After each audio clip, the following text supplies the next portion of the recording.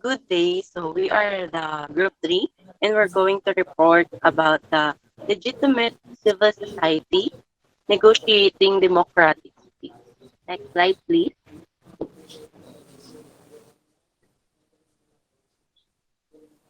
First is about Indonesia, the transformation of civil society. Next, please.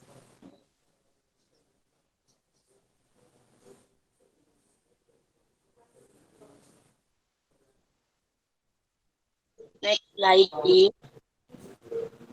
So few countries provide clear evidence than Indonesia that there is no simple correlation between dense civil society and democracy. Um, so during the 1950th century, the president is President Suharto. So going to give an short information or description about him. He is an army officer and political leader who was served as the second president of Indonesia from 1967 to 1998. His 3 decades of uninterrupted rule gave Indonesia much needed political stability and sustained economic growth, but his authoritarian regime finally fell victim to an economic downturn and its own international corruption. There was escalating and in, increasingly violent conflict between contending socio-political currents and a drift toward more authoritarian rule. Next slide, please.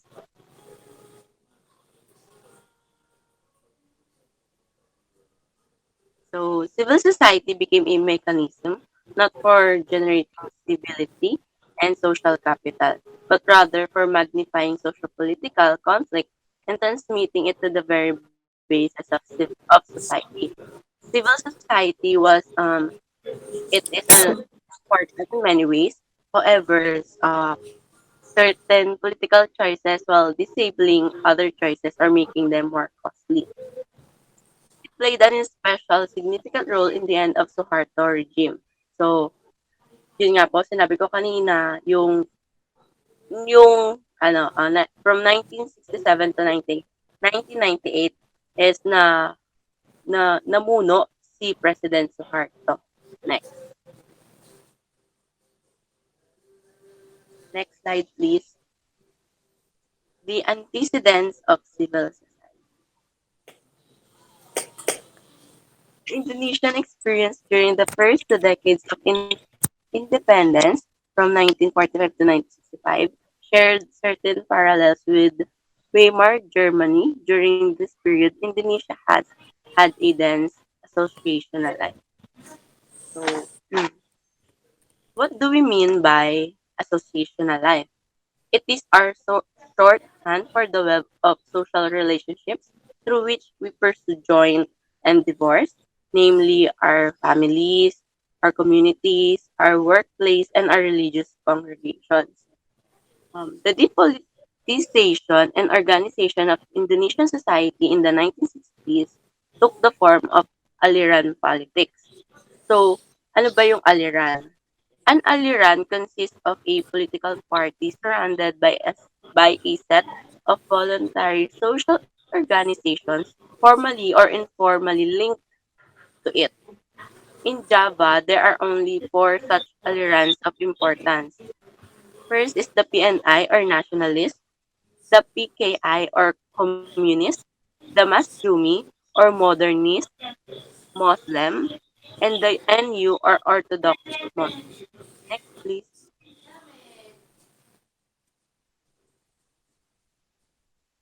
Next slide. Next slide. Larry Diamond.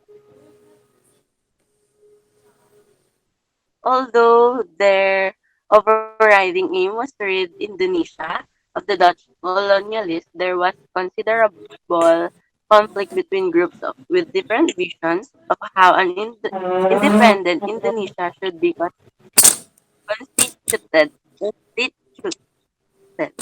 leading to social revolution in some areas.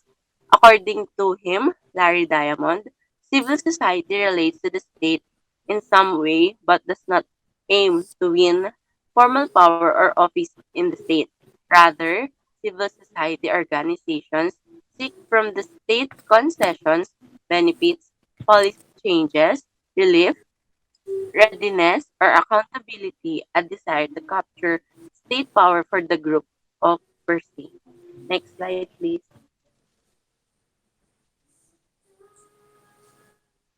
So, ayun. The Alliance, nabanggit ko na nga po siya kanina. So, babasa ko ulit. The Alliance not only sharpened social cleavages, but came to constitute them. As each alliance increasingly resembled a self-contained social universe. The two major Islamic alliances, those formed around Masjumi and Nahdlatul Ulama or NU. Next slide.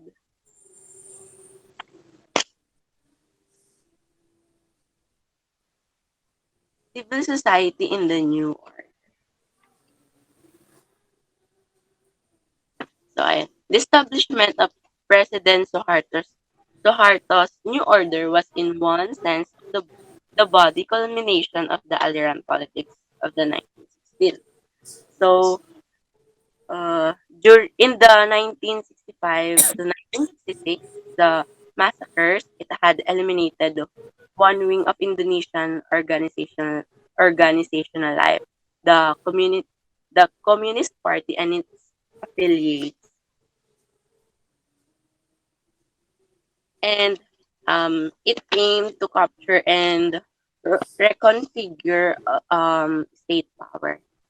And later, it put severe constraints on the other wing, which is political Islam, whose goals were almost as ambitious. Next slide. Civil society consisted of three main categories of, of organizations for much of the New Order period. First were exclusionary corporatist, corporatist soul organizations. So, the products of enforced fusion of the surviving non-communist organizations, the products of enforced fusion of wait, the products of enforced fusion of the surviving non-communist organizations representing subordinate classes.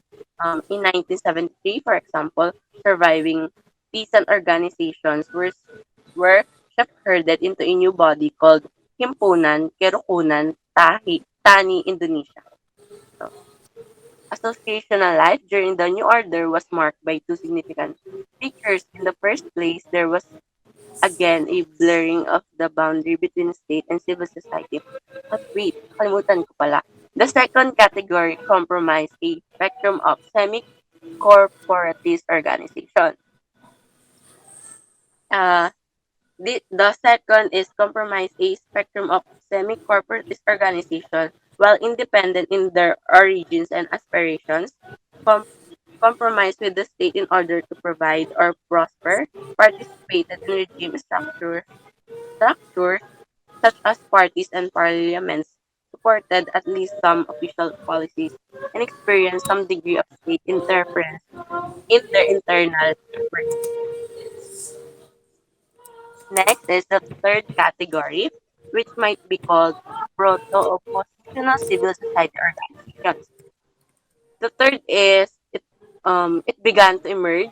These organizations strove to maintain greater autonomy from the intervention and sometimes adopted a critical stance towards state policies and actions. Next slide, please.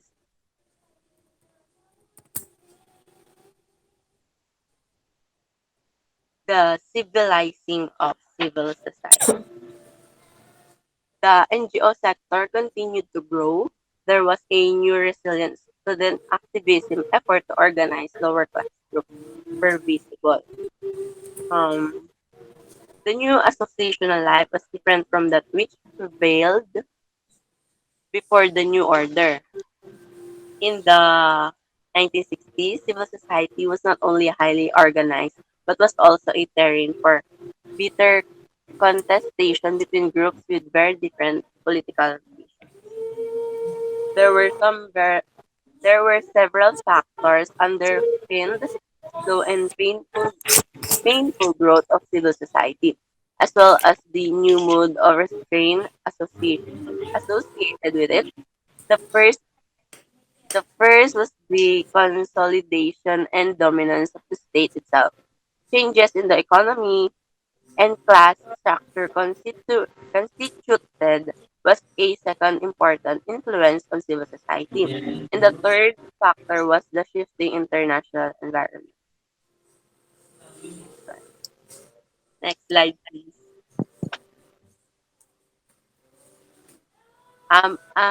Addition ko lang din, we can see that without the existence of civil society, there's a chance that people won't be heard and empowered in changing the society in their communities. And also, without its existence, democracy will not operate accordingly and purposely. So, next reporter na po. So, ayan, to continue. Land conflicts in 1980s and 1990s. So, the New Order regime took extraordinary measure to repress, control, and proscribe independent organization and mobilization among subordinate classes. So, it aims to facilitate capitalist development upon which the regime relied in a large part of its legitimacy. And because of that, protests by farmers and other members of rural communities had attained considerable coverage in the national press, complained they were being offered not enough payment, and claimed that the military was using violence, intimidation, and deception to force them to leave. And these cases occurred in Kedong Ombo, Central Java, when the government attempted to relocate approximately 30,000 people to make way for a massive reservoir being built with the funds from the World Bank and other sources.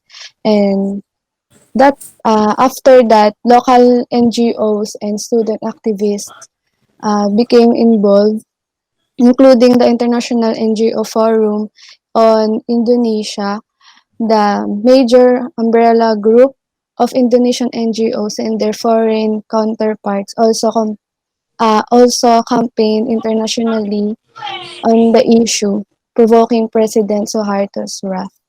So, next slide po.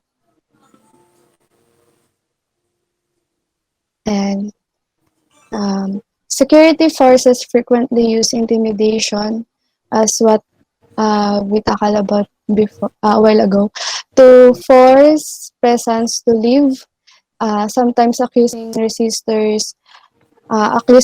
as resistors of harboring peasants front of Indonesia, and they were often arrested, beaten, or tortured.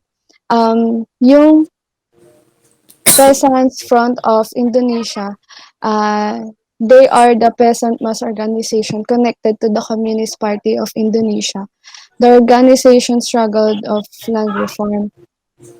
Ayan. In some cases, their houses or crops were burned down or wrecked, often in the dead of night.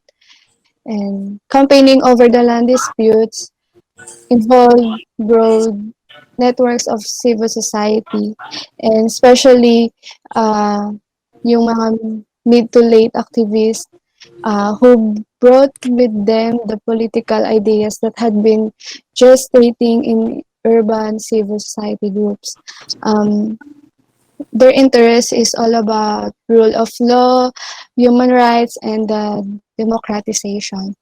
Next slide, please. Yeah. Indonesia was became an increasingly industrialized society, and land acquisition typically resulted from intrusion by urban-based capital intensive development into rural areas. As a result, um, as a result of these obstacles, organizing over land disputes took the form of the proliferation of small groups, whether NGOs, student groups, or groups of farmers and landholders. Now groups involved in the land or in land disputes were often linked to NGOs that in turn were part of emerging global civil society movement. And next slide, please. After the breakthrough, President Habibi, in short, he affirmed that the ideas about political and social order generated in the vanguard elements of civil society such as human rights human rights NGOs over the previous decade were accepted as an ideological foundation for the new political order. There was now a little open resistance expressed from within the state to notions of democracy, accountability, supremacy of the law, even civil society itself. Next slide, please. Ayan, so civil society provided the ideological foundation for democratization. Certain inherited characteristic of civil society undermined the momentum of reform, but militant pre-democracy groups in civil society were weak, marginalized, and disunited because of decades of domination. The democratic forces lacked the political cohesion, institutional resources, and clarity of unity of purpose to seize control of the reform process and stamp their authority on it. So the state elite survived the downfall of Suharto largely intact, and many of the patrimonial, rent-seeking, and repressive practices of the Suharto years carried over into the post-breakthrough phase. Next slide, please. Ayan. So, yung new reformasi era, there were significant changes in civil society and its interaction with the state. So, the most obvious was the dramatic expansion of civil society into pattern typically of ruptura, democratization. The resignation of President Suharto was the signal for great social energization and popular mobilization. So ruptura means breaking off and keeping the focus on rural and land issues is the first sign and was a wave of land occupations. So next slide po.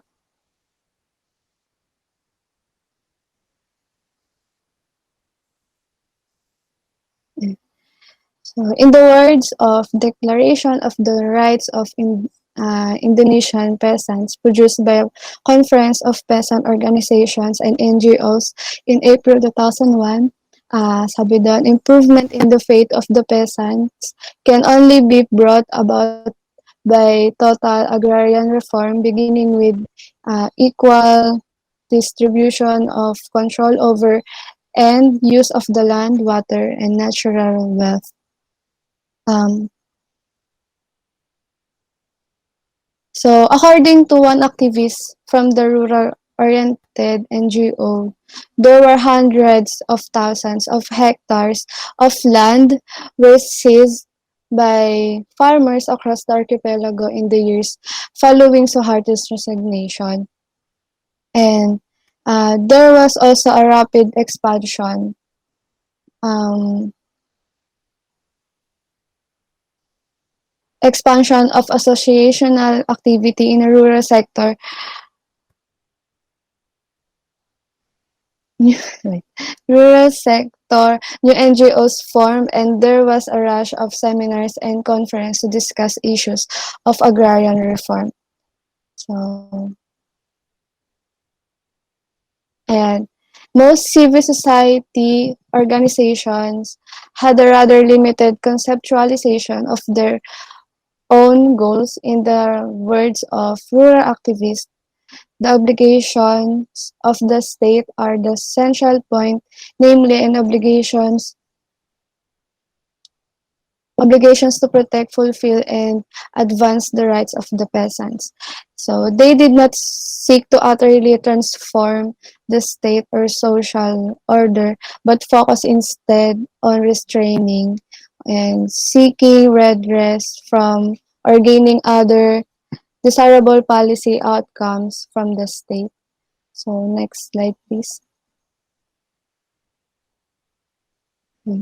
A second significant change in civil society after the fall of Suharto concerned its relations with political society. And the social cultural element of Aliran identity, the division between major religious groupings, is no longer enforced and exacerbated by class conflict. The only part that pursues a rigorous class line is the PRD, a product of the student radicalization of the 1980s and 1990s. So the new order had attempted to remove the relations between civil society and political parties. During the post-breakthrough climate, there was a partial renewal of the bonds between civil and political society that was in some ways reminiscent of pre-New Order conditions. Next slide, please. A third feature of post-breakthrough civil society, however, has been its inability to prevent serious violence and social breakdown in many parts of the country. In Indonesian transition has been marked in outbursts of violence occasioned by the suppression of or movements in East Timor, Papua, and Aceh. Severe ethnic and religious conflict in some regions and a widespread breakdown of law and order. So the state restriction of organization meant to many members of society had few avenues for voicing their grievance peacefully and little experience of associational activity to impart the habits of tolerance. Mutual respect and trust sometimes ascribed to civil society interaction. One important factor contributing to this phenomena is the legacy of suppression of civil society during the long Suharto period. Moreover, after the fall of Suharto, it became apparent that the appearance of a strong state in Indonesia had been deceptive. The strong state was, in fact, primarily dependent on military repression in dealing with challenges from society and dependent on patrimonialism for maintaining internal structure. Such violence says much about this kind of democracy being constructed in Indonesia. So next slide, please. Yeah.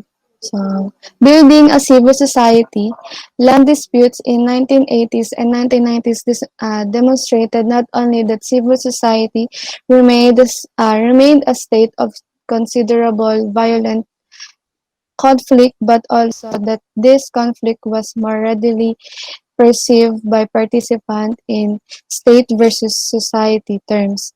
Civil society became an arena where many groups attempted to expand space for political participation, constrain the state, and promote democratization.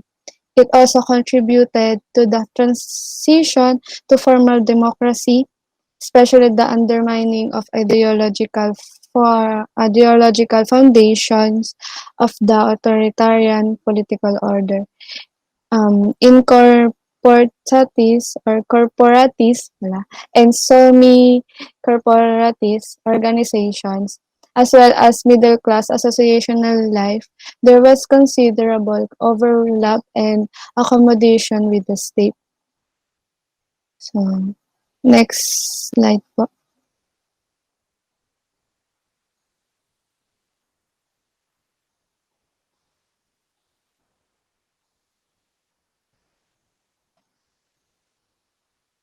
Yung sa taas pa. Ayan. Ayan. In explaining the emergence of such a civil society in Indonesia, this chapter has emphasized three factors. Um, the first, which explains a great deal, is the changing international setting.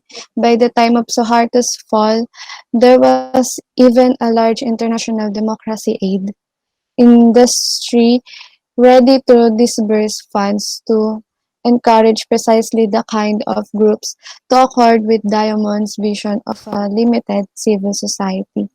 And second is the changes in economic structures and the dynamic of class conflict had a large impact on the evolution of civil society and hence political change.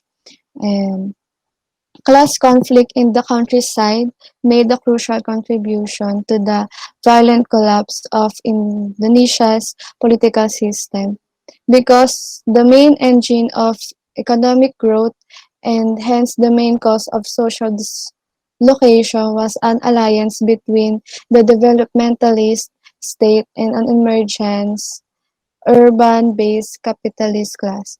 And the main feature of uh, conflict no longer divided small rural communities against themselves. And the last factor was the evolution of the state, its structuring of civil society, and the way it was consequently previewed by viewed by groups in civil society. The state becomes supremely dominant during the New Order. This dominance, especially as exercised by the repressive system, meant that the state itself became the primary problematic and the primary focus of civic life. So many groups attempted to cooperate with it, others resisted, most used some combination of cooperation, and resistance. So, next slide. And, uh, to end up, after this breakthrough, civil society expanded rapidly, although it also faced severe challenges and revealed many weaknesses that had been created by decades of military rule. The Indonesian case illustrates a more fundamental proposition. If civil society is to emerge, it also requires a state in the sense of distinct set of state institutions and political interactions that have separated themselves from the world of political party and associational life. Indonesia's new order was in few senses civil. It was authoritarian, um, violent and manipulative. Yet it was precisely in contrast to this state that an Indonesian civil society began to emerge.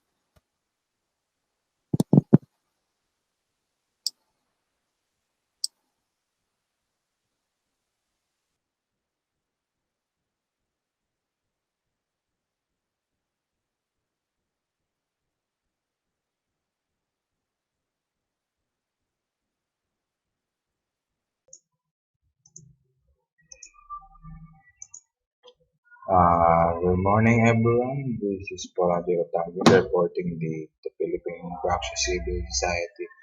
ambitious democracy. It might be recalled Xzysah was multi-class uprising of the civil society. As one supporter described it, had led to ouster Joseph Strand 3 months earlier. Two after which tension, a violent confrontation loomed between supporters of Xzysah's Spartans to others. Impeachment was violated by Ally Senate, those Xzysah sparked by his arrest April 25. Thrashing of the deposed president dignity regarding mugshot had appeared in all newspapers. As with was a rejection of the corruption charges laid against him, but it was also an indictment corruption charges laid against him. Politician perceives and elitist and corrupt. Many ordinary Filipinos supported by mobilization saying that anti-Estuardo politicians were even more corrupt, only more adept at hiding their misdeeds. From this angle, Xzysah Tui was nothing less than an assault on democracy by elite manipulated masses, although it was not made clear why constitutional ousting of the president was more democratic than his election by majority. Persistent poverty in the Philippines and the extreme social inequity that underlies it will be ultimately set limits on how far consolidation could go. But any initial unity of purpose among civil society groups soon won, along with the high hopes of a truly open participatory democracy after Marcos' death. Many Filipinos had harbored base a perhaps romanticized image of civil society. So the term parallax refers to the apparent difference in the position, direction of an object when viewed to society, viewed to different points underlying analytic issues whether civil society always promotes democracy. The other flows along the social reform path aiming to promote the changing by exercising citizenship in state policy making and implementation. Historically, the two streams have complemented each other at junctures undermining authorization and promoting open participatory politics, but in recent years, facility democracy has carried ever more widely along the relationship between these two currents has turned more competitive. So, as defining the civil society as a public space between the state, political society, and the common society, the private life where individuals attempt to build autonomous collective citizen engagement on different levels around issues matter for the public policy. Understood this way, Philippine civil society can be traced at least far back as the late 19th century when the archipelago was subject to harsh Spanish colonial rule and calls for change were the rise according May Rosal's. Civil society in the Philippines originated the 19th century Spanish colonial welfare, the Roman Catholic parsonage organization, like their contemporary counterparts, ostensibly so to empower marginalized what empower the marginalized might mean in the context. From the 19th century, perhaps hard to say, but it is important to note that this organization existed alongside organized groups native mestizos resisting colonialism. So relatively open space once teeming residence was refracted to overground the underground segments on the vertical dimension on urban centers and white areas. So the rural plains in the between the city and the rural controlled by mountainous spread areas on the horizontal dimension to borrow the language of the arm left. So as will be seen, this curtailed area later include the continuous illegalized opposition sector that insisted on the trying stretch limits despite the risk.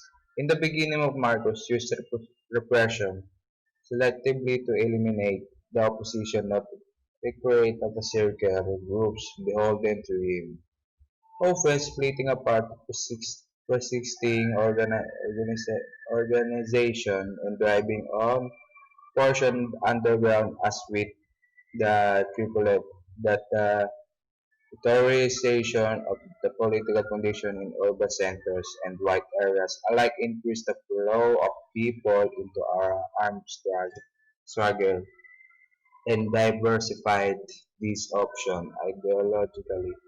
As a group, the outlet CBB now also embraced the use of force to dislodge the regime.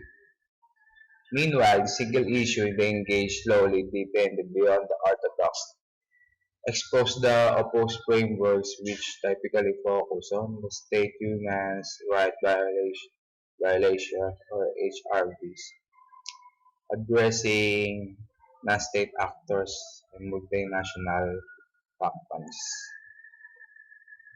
So, despotic landlords, more recently, even the NPA and state so as well to be sure continue militarized aspects CBNPA influence areas in the southern Philippines where Islamic separatist movements continue and challenge state and exposing state abuse and mainly realizing framework in civil society. So this is the CPP-NPA, the elaboration between them because the south and the north, mostly the NPA is the north and CPP is the Islamic in the Mindanao southern part. So they elaborate because of the our government is abuses the remaining people. The CPP-NPA was truly straight to the point and their mind is abstract because they criticizing the government kasi yung di nila gusto yung pamamalakad ng isang gobyerno kaya nagtatayo sila ng sarili nila. Kaya sila naghahangad ng mga tao na professional para meron silang boses na magsasabi ng mga professional doon sa mga may connection doon sa kataas-taasan. Kaya minsan, yung mga halimbawa, doktor ka na magaling, tas lawyer ka, kukunin kayo ng NPA kung tutol ka talaga sa good government. Di naman po sa tutol, pero parang gano'n. So, yun. Kasi nga, abuses remain the relevant mobilizing frameworks in the civil society. Yun na nga. So, it is for the reason the many groups quickly manifested capacity, maintain autonomy from the state on the hand, demonstrated their potential as dependent power source. Agent change on the other, yet boundaries between civil society and the others first remained highly porous. Karina, Constantino, David. Typology, extractive in addition at influential non-government, individuals, ideological force, their various membership organization and other institutions. So, the electoral strategy in the large because of strong resistance from within underground armed left which is continued to assign only marginal tactical role the electoral struggle. Its overall strategy of protected people were expected partly because of half-hearted efforts. Our post-Marcos congressional elections, May 1987, saw massive return of the oligarchs of national power, with 167 out of 198 of those elected linked same large landowner families previously constituted the national elite, including many had served legislature of Marcos. So many activists soon saw a need for the Wetland coalition to fill the gap. This new coalition would have steered a difficult course between the ADCA, to be seen by many activists as a social democratic movement and critical collaboration with the Ramos government and want to remain official national democratic movement. Outright rejection in order by full meaningful na land distribution. At yung tungkol nga naman sa lupa na ang dami nilang pinatupad. So,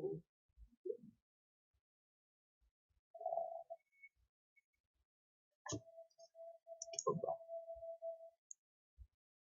A split in CPP and PA Democratic Movement 1992 suddenly freed those who had previously questioned by leaders. Rejection, ano ba yun? Alright.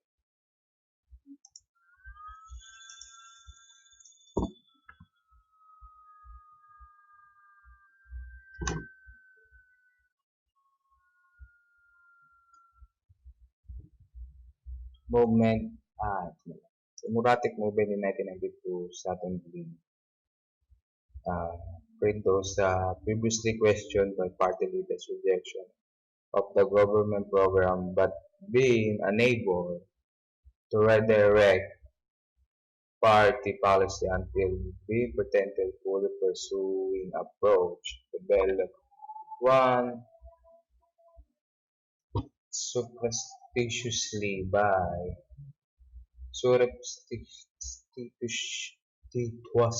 by Philippine Ecumenical Action for Community Empowerment Foundation, community organized NGO was democratic offspring of PECCO.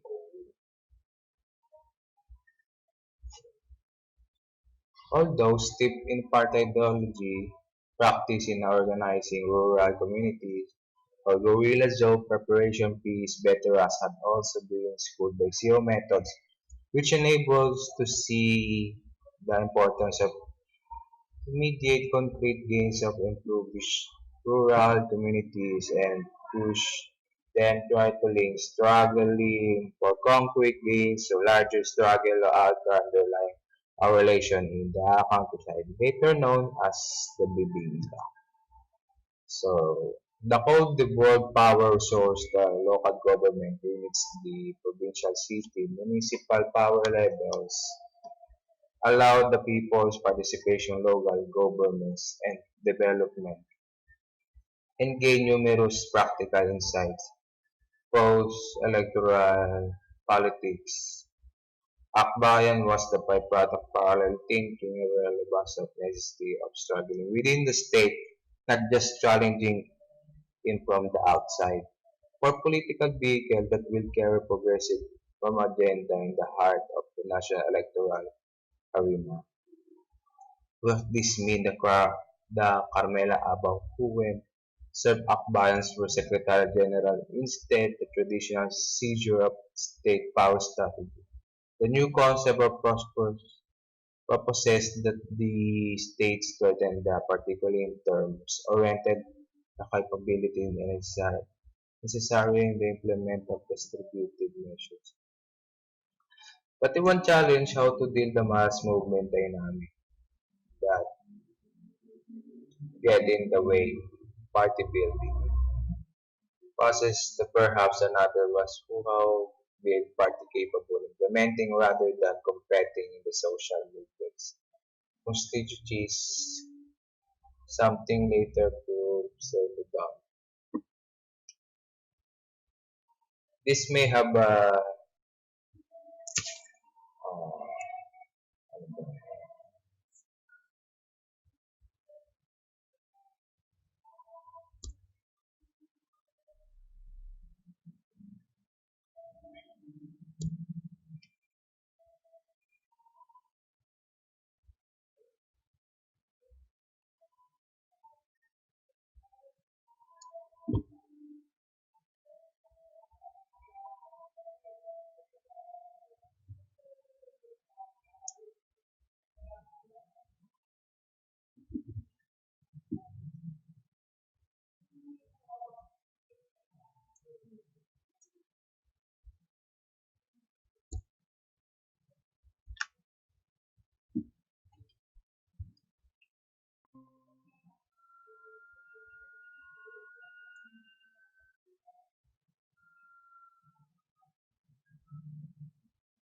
So, yan, medyo naputol-putol ako. Yun na internet na uh, nawawala.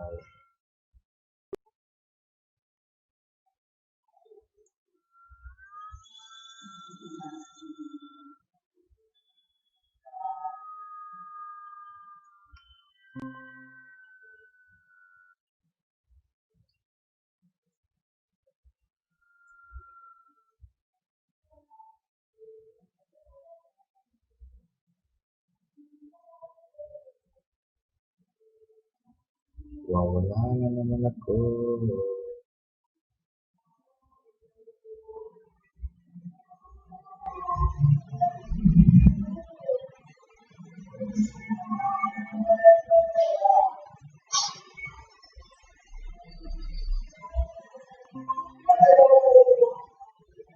So, okay, these have been the politics, everyday politics, but that it was pro with a serious contention inside the House of State.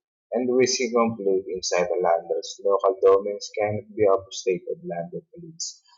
Also brought their guns, goods, and goods into bear the effort of evade the reform of some places even local CBNPA forces began actively working landlords and against local autonomous pieces undermine latter campaigns for the district officials. So itong na nga yung nangyayari.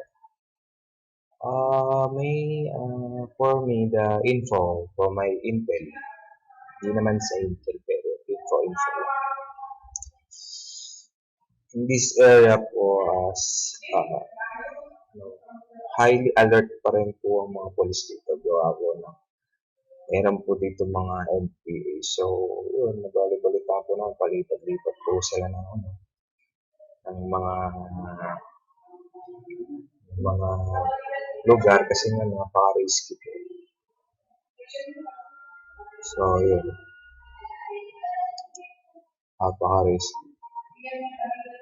So, yun lang. Kasi may na-encounter silang police and NPA. So, yung NPA nag-initiate yung police. Pinapababa lang sila. Tapos, yun. Bigla na lang nag-initiate yung NPA para makatakas. Kasi may sagot na silang kasama. Kailangan nilang bumalik sa barracks. Ayun lang sa akin ng isang Intel. Intel means connections. Yun lang. Once he was in the office, numerous incidents revealing the corrupt authoritarian Assad increasingly brought opposition in the matter regarding reform. The anti-reform lobby made up powerful regional landed elite families. Morales was thus implemented already in both most politically continuous components dominated mainly by large private lands compared to part of covered under previous administration. Under such circumstances, some some groups argued it would be difficult to expect a similar output previous years. Government critics dismissed being self-administration. It revealed the sharp of people power parallax. The on agrarian reform front of three successive the competing mobilization took place in national capital, convincing the defining politically wooden broad movement between the social democratic era now network media bloc PRRDS network.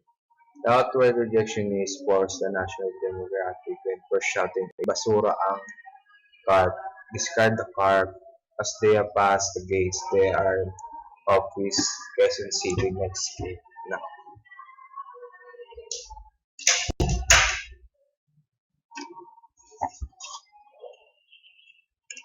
So next came AR now, which is posted report card same gates giving Morales support. Grade claiming card discontinuously. Even the Dars famously dismissed dismal track record during a keynote observations. That This was the worst DR administration ever. Last came the PRDS, which pulled the outside gates before proceeding inside comfort local. DAR who required the national office on the on problems involving specific conflicts. So the Bibinga strategies is there were activists pursuing increasingly conflictual lines vis-a-vis the Morales DR, while the tripartite activists had already denounced the Morales DR began laying groundwork for the eventually emergence of Ericka resign, being popular nickname of Joseph Estrada movement. It showed the coherence and consistency in Akbayan's positioning the agrarian reform. The party movement steadily into the anti-Estrada political movement. So ito yung strategy, bibig na strategy become a political movement for the anti-Estrada because meron siyang nagawang decolonize sa mga Morales DAR, sa mga activists. So nagtaka sila kung bakit ganon. Dahil nga sa kanyang incoherence and inconsistency in Akban's position are guidance. So yun lang. Ayun. Next reporter.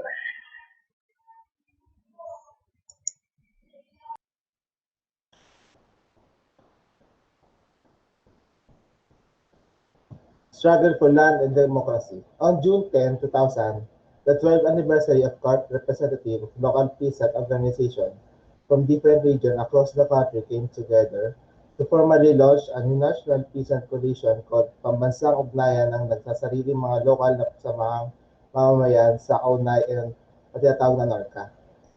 In mid-October 2000, dalawang anticipated meeting with the DAR secretary took place but it went badly. Morales, who was in a meeting with the president, failed to appear and sent several assistants in his stead. The assembled peace leaders were irritated by the DAR chief absence, and Morales' aides tried unsuccessfully to appease them, explaining it is a simple scheduling mission. But the leaders reported with that not our problem and refused to leave the meeting hall until Morales arrived. In fact, they end up sleeping there overnight, partly as an act of defiance and partly in case the secretary ever did show up. When Morales arrived at the meeting hall the next morning, the visitor quickly maneuvered him and his aides to the back of it where the burner exit. So in mid-October 2000, dito yung nagkaroon ng parang hostage taking na tinik na nila si Morales kasi nga hindi na patunayan ng mga head ng DAR, pati si Morales na bibigyan nila ng solusyon yung mga problema sa mga lupa. The next slide please. The era present. At a movement that had burst into full view in the wake of former Estrada crony Chavit Simpson's allegation on October 2, 2000 of the president's involvement in massive quitting gambling racket.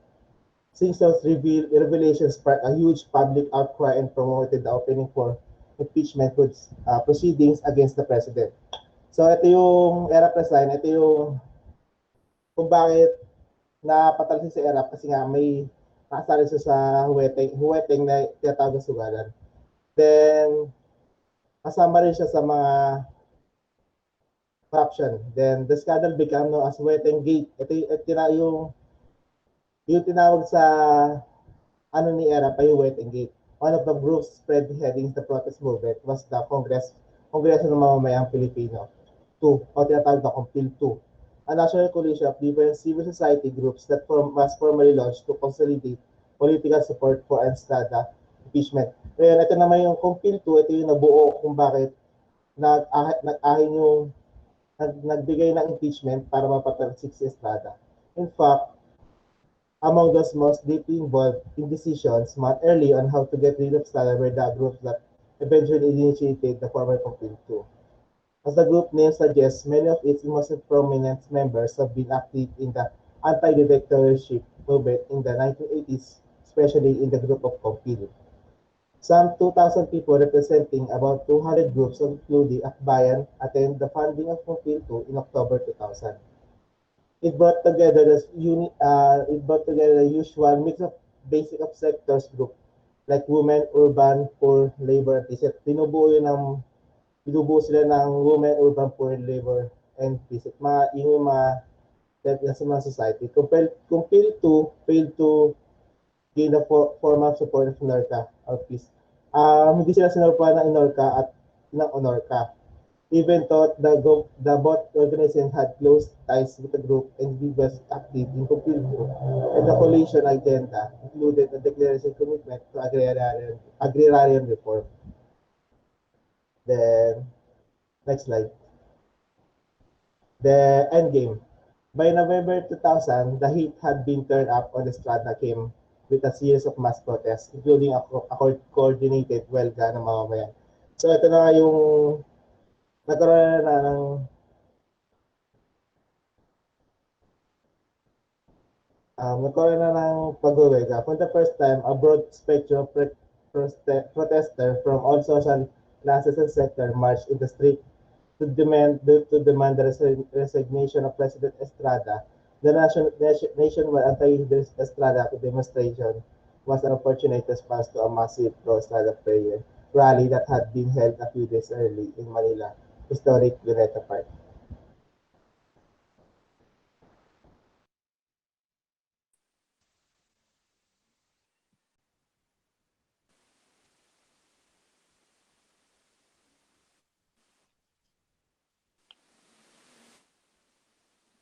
South Korea confrontational legacy and democratic contribution. Next. Next slide. South Korea, an East Asian nation on the southern half of the Korean Peninsula, shares one of the world's most heavily militarized borders with North Korea. It is equally known for its green, hilly countryside dotted with cherry trees and centuries-old Buddhist temples, plus its coastal fishing villages, subtropical islands, and high-tech cities such as Seoul, the capital. The Korean Peninsula extends southward from the northeastern part of the Asian continent. The country has a long history and proud tradition. Buddhism and Confucianism have influenced the nation's society and culture. South Korea is a member of the Asia-Pacific Economic Cooperation or APEC and the Asia-Pacific Trade Agreement. South Korea is an extraordinary country filled with beautiful beaches, thriving cities, ancient temples, remarkable natural scenery, and most importantly, friendly people with ancient history. Almost of the South Korea was completely leveled during the war, which is hard to imagine if you have seen Korea recently. Korea's dense urban centers develop parks and recreation facilities, high-tech infrastructure, and ultra-modern public transportation systems are just some of the things that have made Korea as recognized hotspot for international business and travel. Next. Confrontation, legacy, and democratic contribution to Korea. Despite this contribution, President Kim Dae-jong also left a few of negative legacies, which had impacts on the democratic consolidation.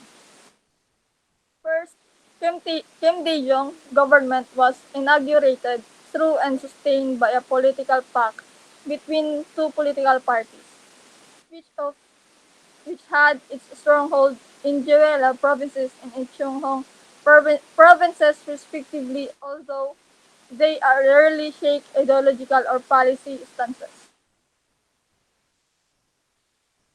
Second, IMF and other international financial institutes, World Bank and ADB, imposed very harsh conditions for their emergency loans.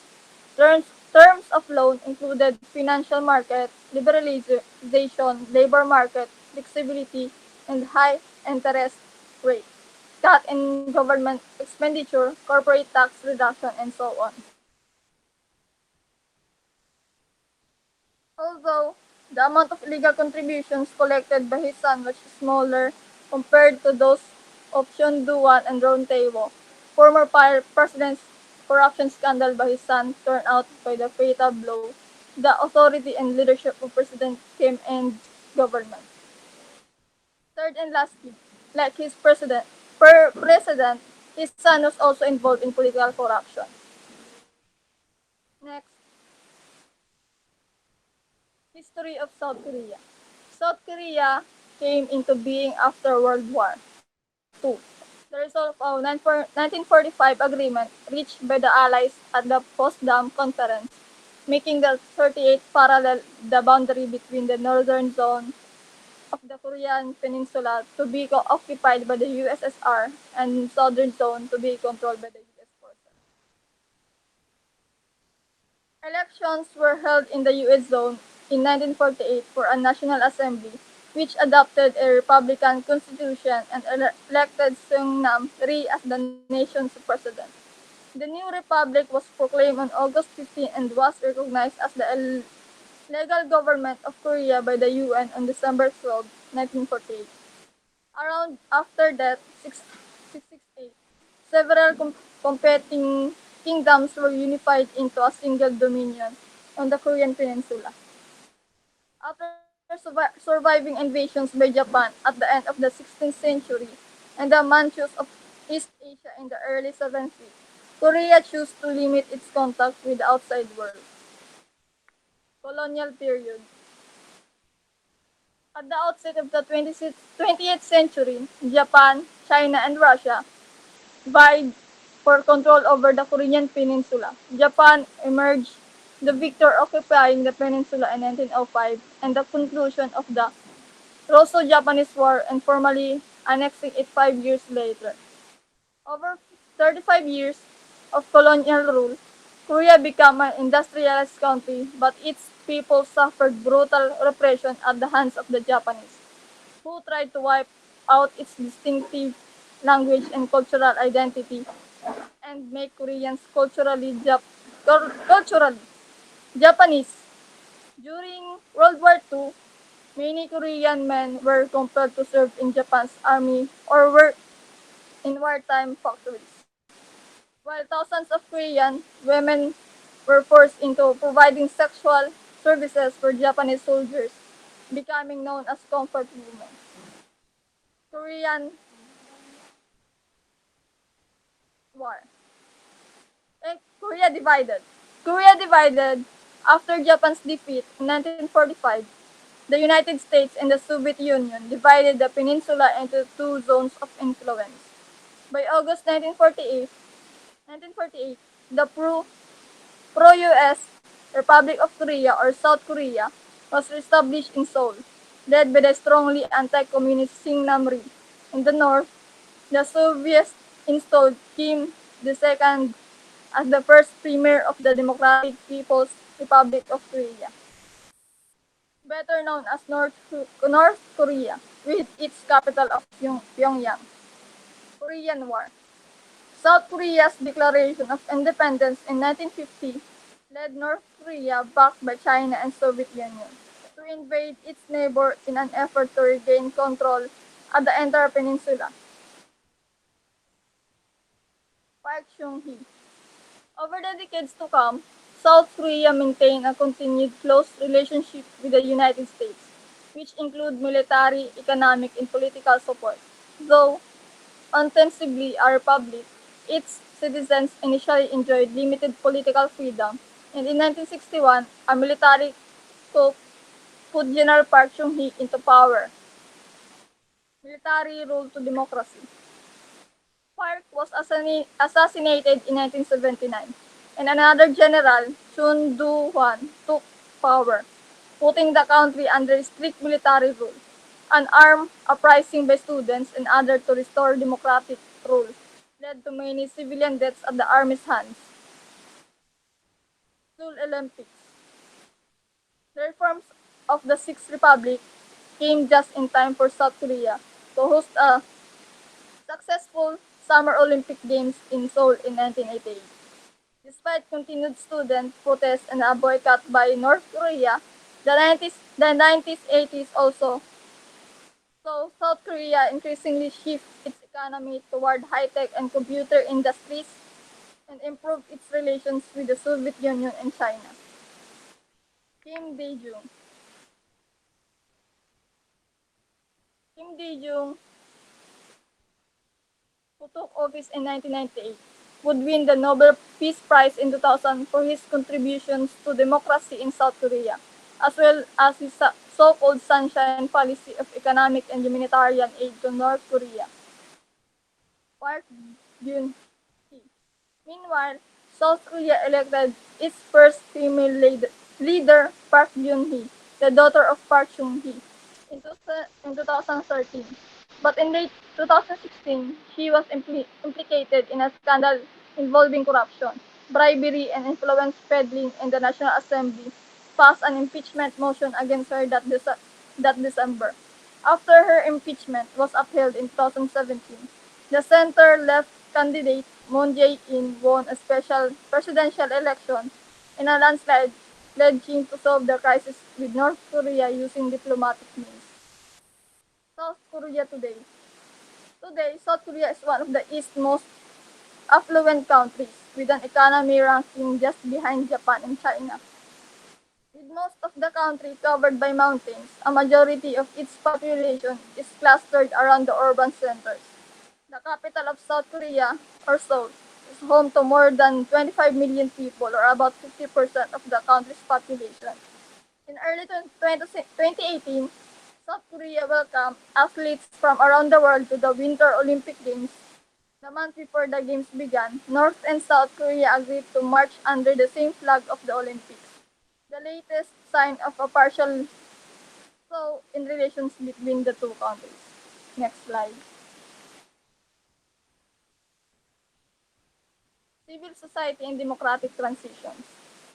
The political transition to democracy in South Korea occurred in June 1987 as a consequence of massive street protests by students, joined by a large number of white-collar workers and other citizens. This massive mobilization of anti-government protesters forced the Chundu-1 regime to surrender to the people's power and to agree to implement a direct presidential election scheduled in December 1987. Substantial political liberalization began to occur from the summer of 1987. This sudden political transition and the events that follow led many students of Korean development to use the notion of civil society to interpret the process.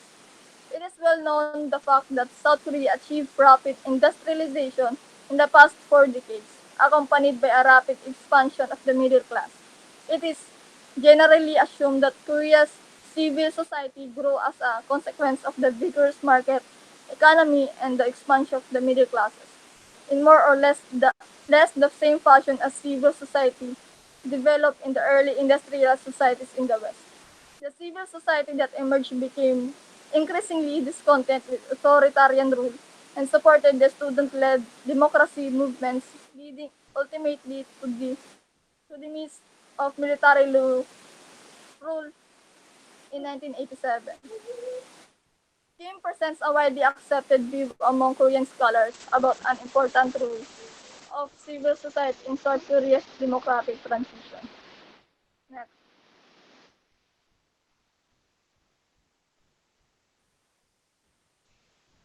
Civil society and democratic consolidis- consolis- consolidation. The presidential elections in 1987.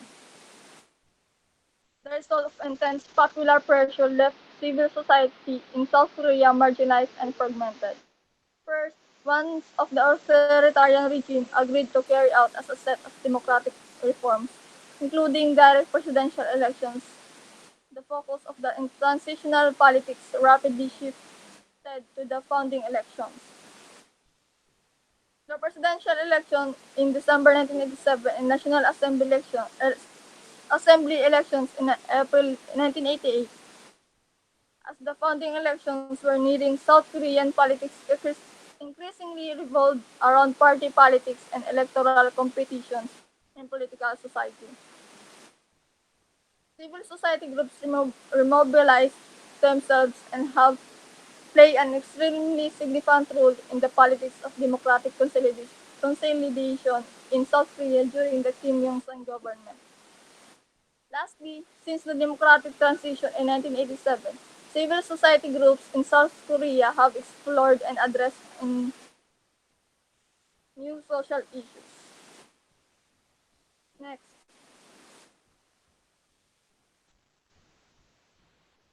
monitoring the National Assembly's inspection process. The National Assembly inspection or parliamentary inspection of the government office is one of the authority of the National Assembly under the Constitution. Based on the principle of check and balance, the National Assembly may inspect overall state affairs, which covers not only the legislation related activities but also administration and judiciary functions. However, pure private matters, including individual privacy and belief, are excluded from state affairs. As stated by the Constitution, the National Assembly inspection regards overall affairs to state, while investigation is focused on specific matters of state affairs. The Constitution from the First Republic to the Third Republic. It is provided for the general inspection in which all members were involved and the specific investigation which is special committee which was commissioned to conduct of the National Assembly. The Yushin Constitution. The Yushin Constitution of 1972 abolished the parliamentary authority to inspect state affairs on account of the state efficiency and anti-corruption. It was revived as the parliamentary authority to investigate specific state affairs in the Constitution of the Fifth Republic, the Constitution of 1987, which adopted the system of direct election of the president, allowed the National Assembly to inspect and investigate state affairs as before. Inspection of state administration. Pursuant to the Act, the National Assembly's inspection and investigation. This includes the government departments and agencies, special city, metropolitan cities and provinces, government invested institutions, Bank of Korea, such other public institutions to be audited by the Board of Audit and year's regular session for no more than 30 days. Next,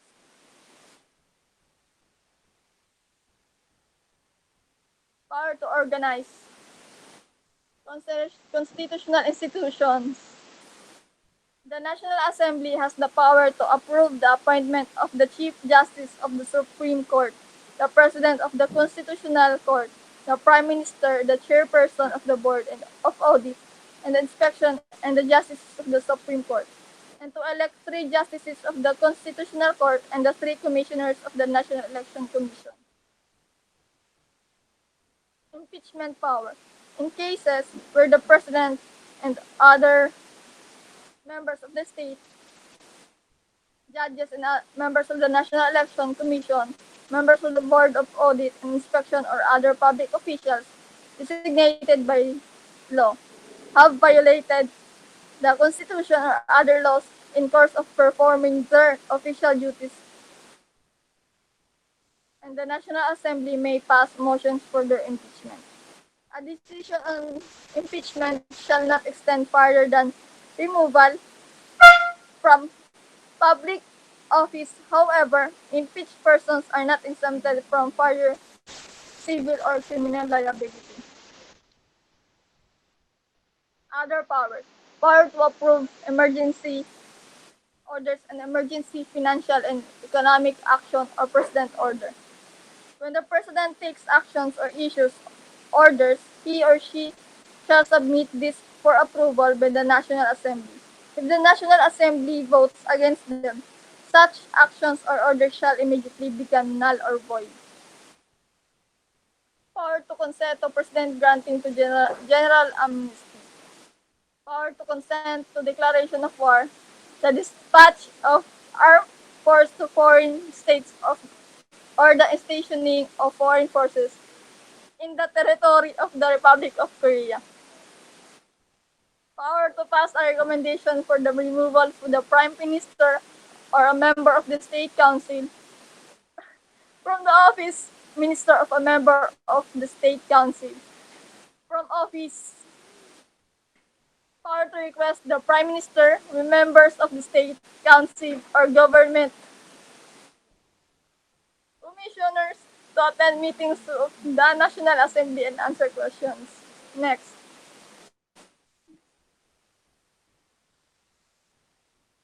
Naction or Naxon campaign.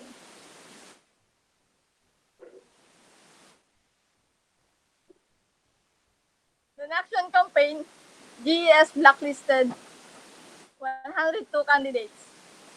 In the blacklisting process, there were 7 applied criteria among them.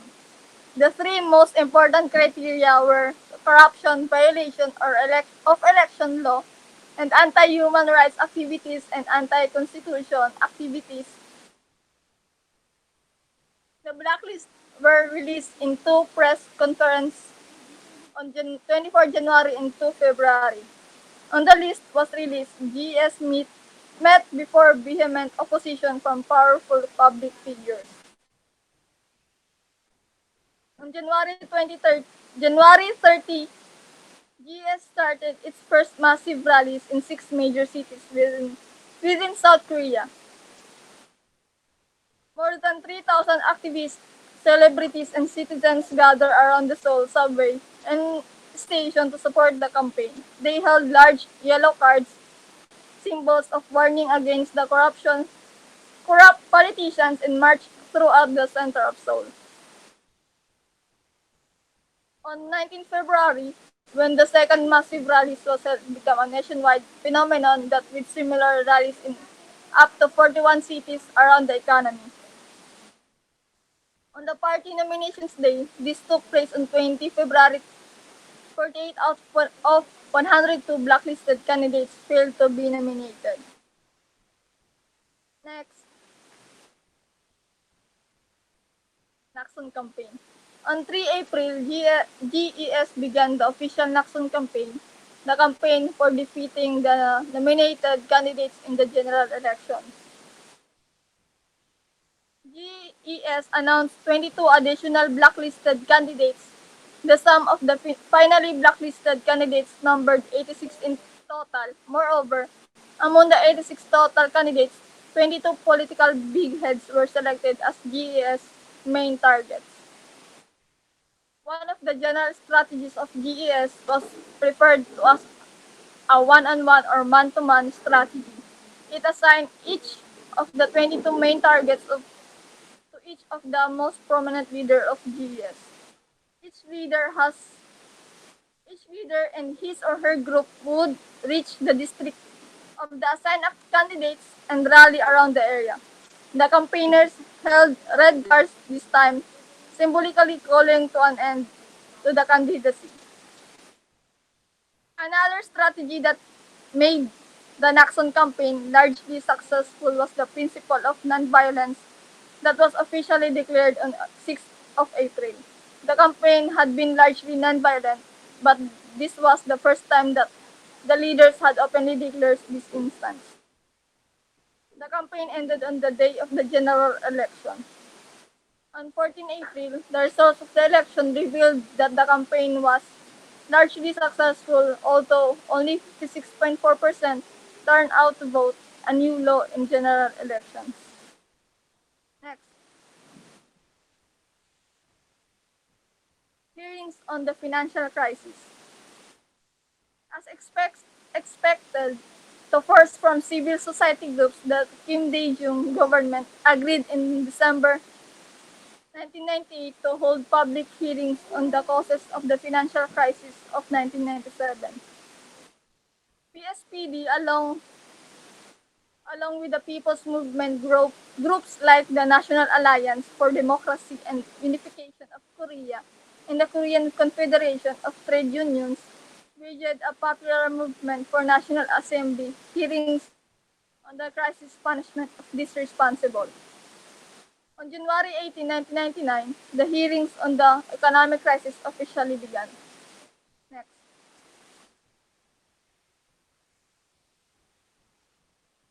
The minority shareholders movement. Korean civil society groups generally agree that, in deference of the significant advances in political democratization, there has been no important progress in economic democratization. Economic democratization in line with civil activities has two dimensions: the overall market structure and the internal structure of companies.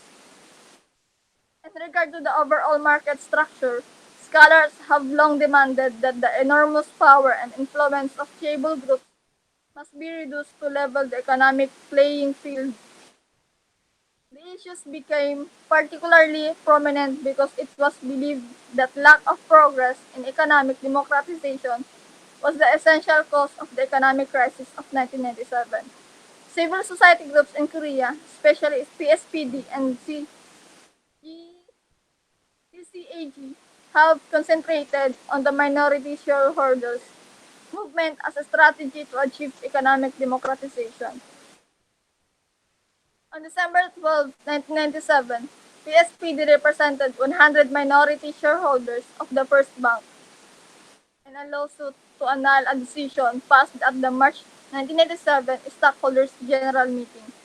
The Seoul District Court ruled in favor of PSPD, saying it was unlawful for the bank to ignore the right of expression of minority shareholders and to proceed with revising statutes and electing board members and auditors without voting. To summarize, civil society groups continue to play a central role in the politics of democratic consolidation in South Korea compared with role in the democratic transition.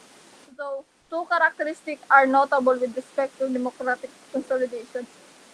Furthermore, SPD's Committee for Economic Democratization decided to align with foreign investors to promote the rights and interests of minority shareholders. Compared with their role in democratic transition, um, though two characteristics are notable with respect to democratic consolidation. Next, legacies of an oppositional civil society. As we can see, civil society groups have made a number of critical contributions to the recent democratic transition and the ongoing democratic consolidation in South Korea. An oppositional civil society, originally formed during the Japanese colonial period, played important roles in all three democratic junctures. Civil society remains strong and vibrant even in the politics of democratic consolidation, refuting one of the major observations in the literature on democratic transition and consolidation. Civil society groups are strongly addressing important issues of political and economic reform, actively engaging in confronting the state. South Koreans are fortunate to have such an unusually robust civil society help their developing democracy deepen and improve itself. Actually, civil society in South Korea is fulfilling many of the beneficial roles visualized in the literature on democratic transition and consolidation. In this regard, civil society organizations during transition perform a primarily systematic role. Civil society groups are gradually, in this respect, shifting their focus from systematic roles to socialization and public sphere roles, thus beginning to closely approximate the new Tocquevillian. Okay na?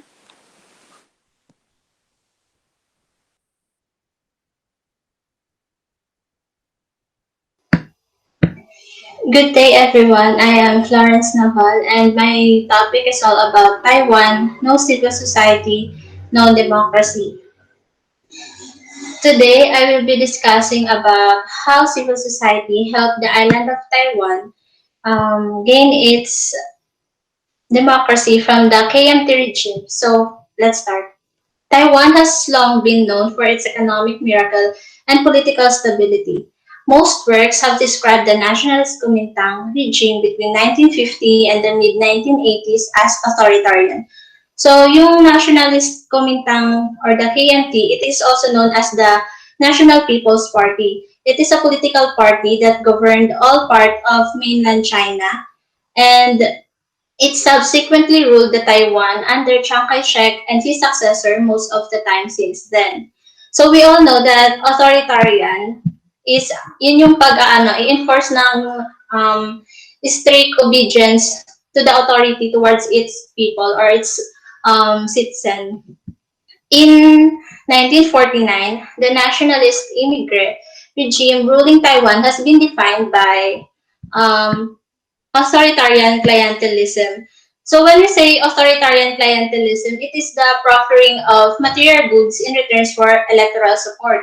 So, for example, here in the Philippines, there are still some city or some islands that offer some goods when the election is coming so that they can gain political support from the people.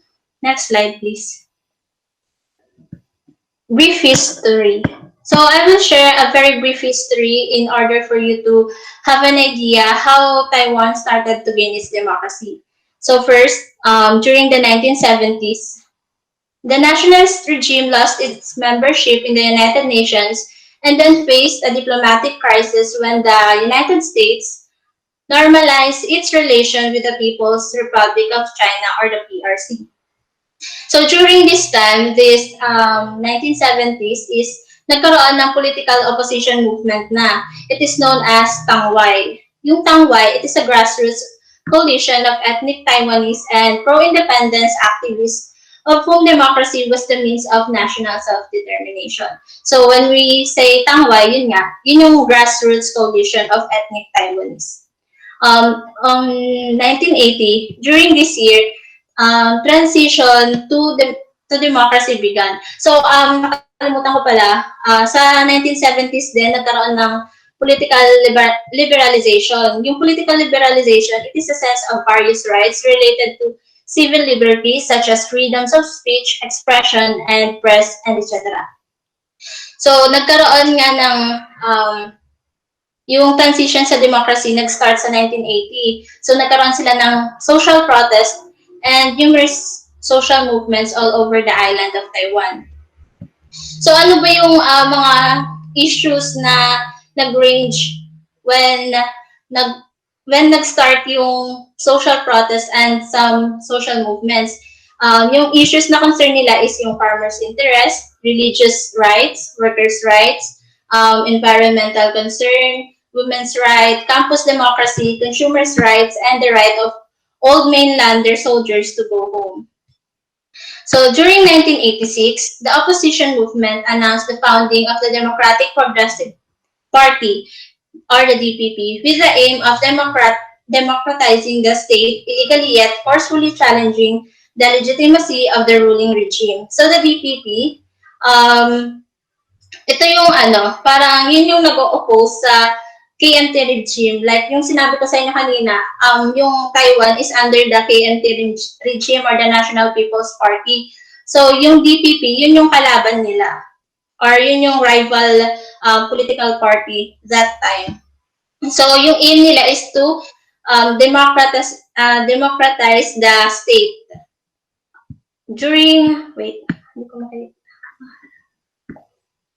During the July 1987, martial law was lifted and Taiwanese society witnessed the uncertain beginning of democracy. So yun nga, since nagkaroon na diba ng parang opposition movement or nagkaroon din sila ng another party which is the DPP na nagsusulong for democratizing the state of Taiwan from being an authoritarian regime into a democratic country.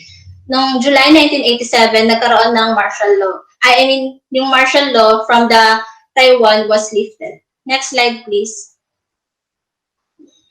Taiwan's democratic transition.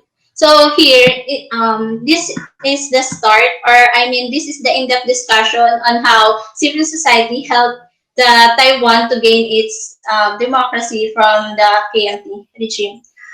Formidable political alliance between the opposition movement, later led by the Democratic Progressive Party and the social movement, started to emerge in 1980s. So social protest arises as means of pressing collective demands had proliferated into all kinds of issues and spread across the island within a very short time, and doon nagkaroon ng four major social types of social protest.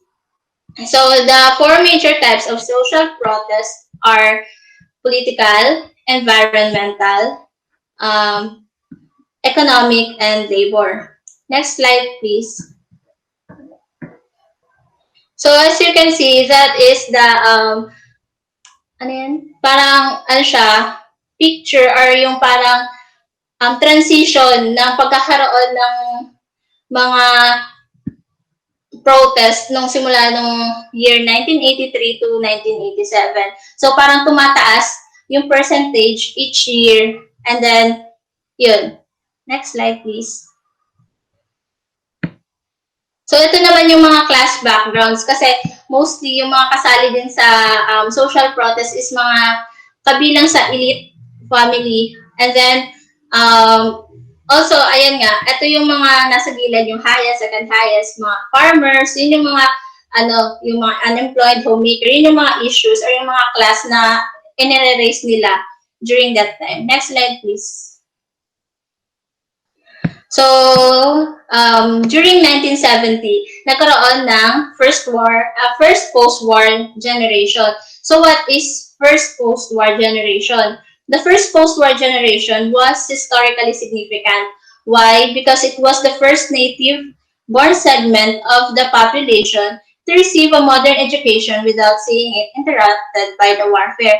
So, kasi during that time, walang masyadong education, kumbaga, hindi sila nabibigyan ng proper education. So during this time, yung first post-war generation, yun yung first native-born segment of the population in which nagkaroon na ng education without interrupted by a warfare.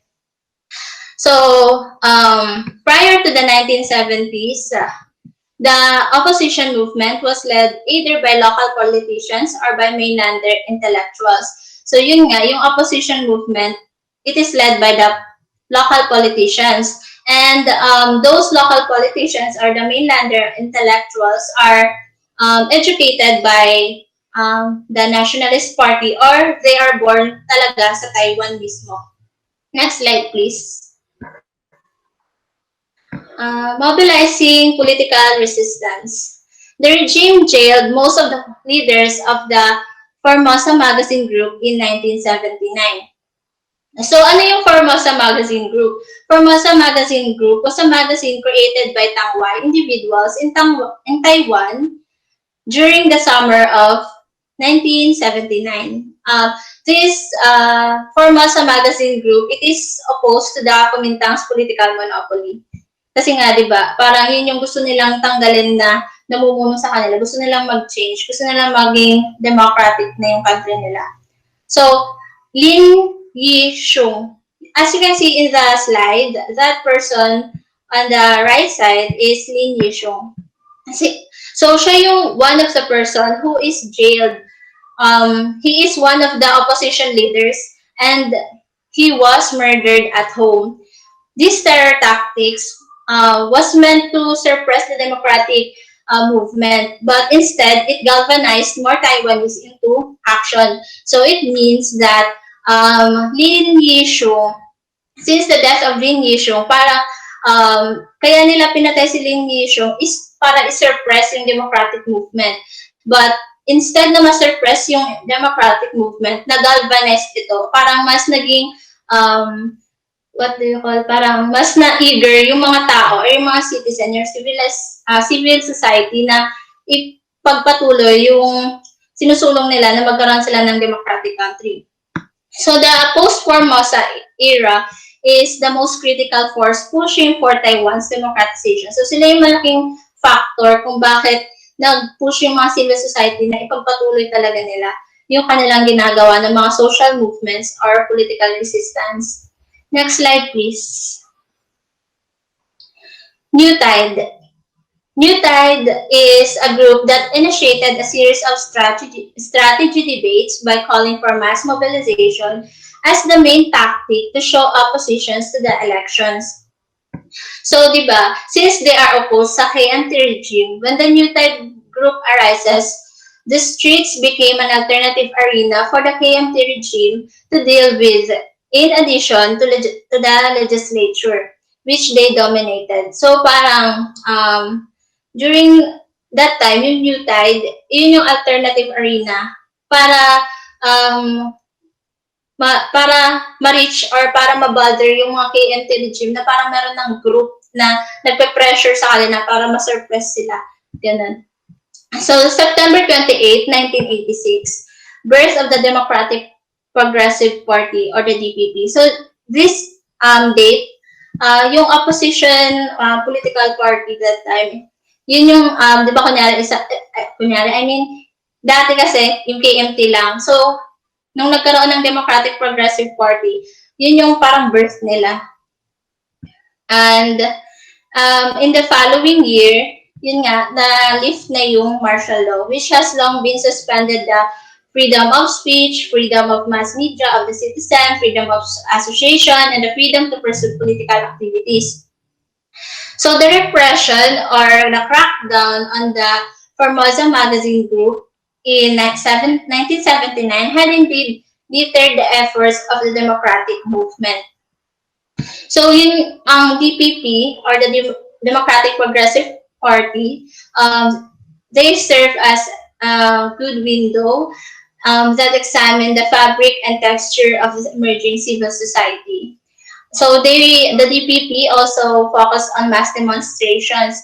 So indeed, most of those political demonstrations in the streets during the late 1980s were initiated by the DPP. So ibig sabihin, yung mga political demonstration na nakikita sa mga streets or na mga social movements was initiated by the DPP.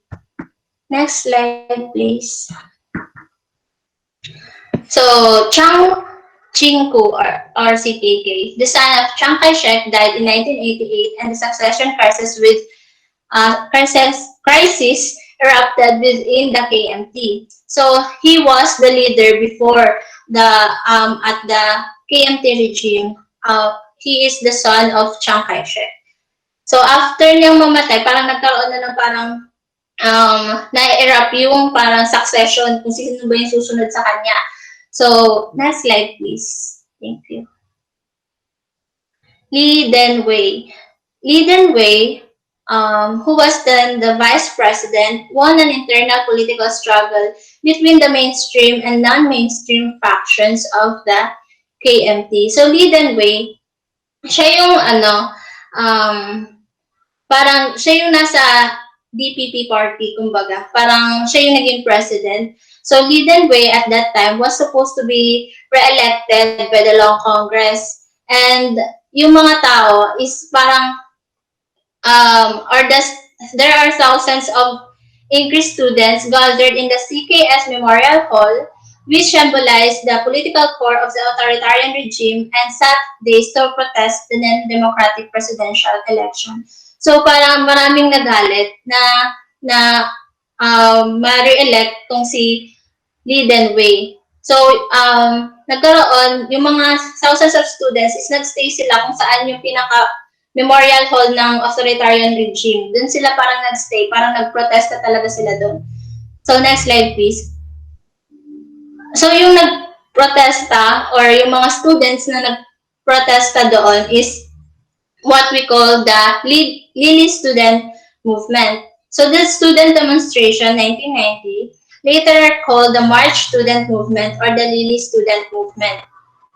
So Lili Student Movement, it is a social movement group that had emerged as the main negotiator of the DPP to the ruling government.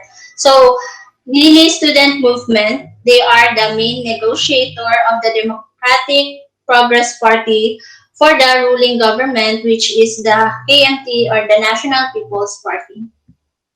So as you can see in the slide, there are certain dates uh, that are sa tawag nito, there mga important dates yan. Hindi ko lang nalagyan ng masyadong information since sobrang dami niya. So in short, I will just discuss it in a brief way para hindi kayo ma-bored kakapanood.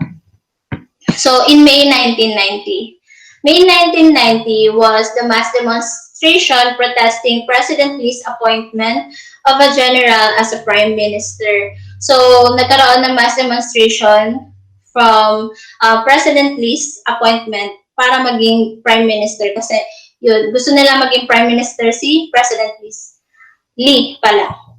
So in 1991 naman, more than 50,000 students, professors, and social activists gathered to rescue a group of student Taiwanese that time na nag-aaral ng history from being illegally detained by the regime's Central Intelligence Agency. So during that time kasi parang since nga na under sila ng authoritarian regime, uh, yung pag-aaral ng history ng Taiwan is para sa kanila is illegal. So, if nalaman nila na nag-aaral ka nun, is i-detain ka nila. So, yung mga, during 1991, 50,000 students, professors, and social activists nag-gathered sila para to rescue those group na nag-aaral ng history ng Taiwan. So in 1992, it is a series of protest, parades, and demands revision of the criminal code. So gusto nila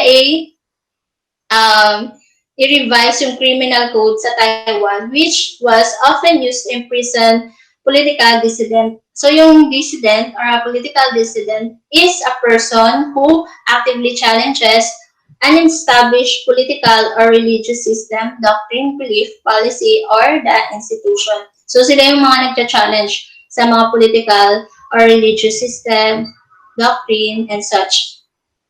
So in 1980, nagkaroon naman ng alliance to between the social movements and the democratic movement, and those alliance that have been created was called or was viewed by the public as a public secret.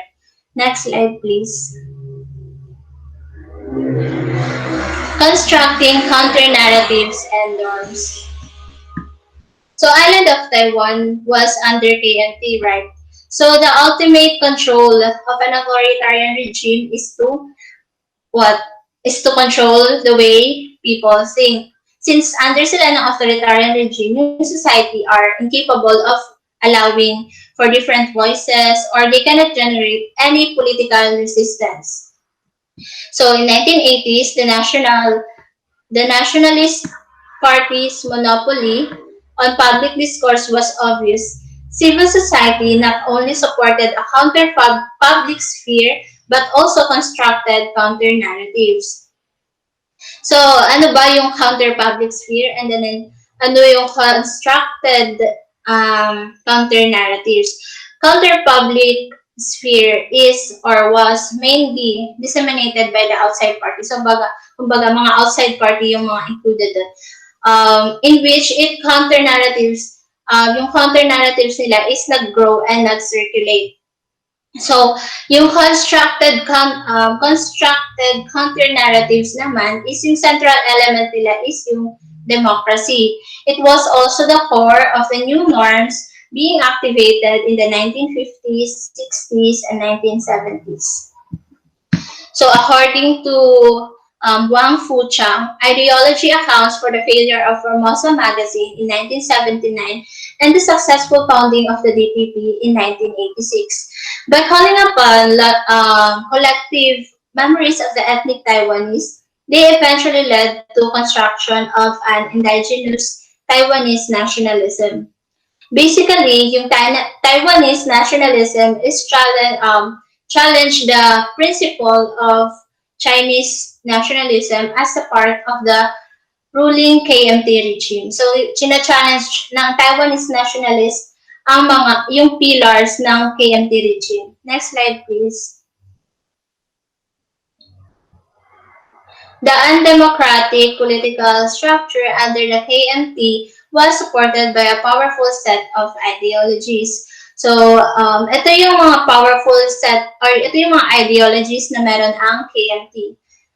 So first is I'll just read this. The KMT regime is the only legitimate regime on Chinese territory. Since China was facing an emergency, the legal government was forced to move to Taiwan temporarily. To maintain legitimacy, or de facto, during its temporary stay in Taiwan, the Congress should not have to face election until the day regime returns to mainland China. So, if you can still remember, di ba, kanina nag-discuss ako about the brief history of Taiwan, in which there are one bullet there that says that yung parang ano nila is natanggal sila sa United Nations that time. So, yun nga, parang na-move muna sila sa Taiwan temporarily.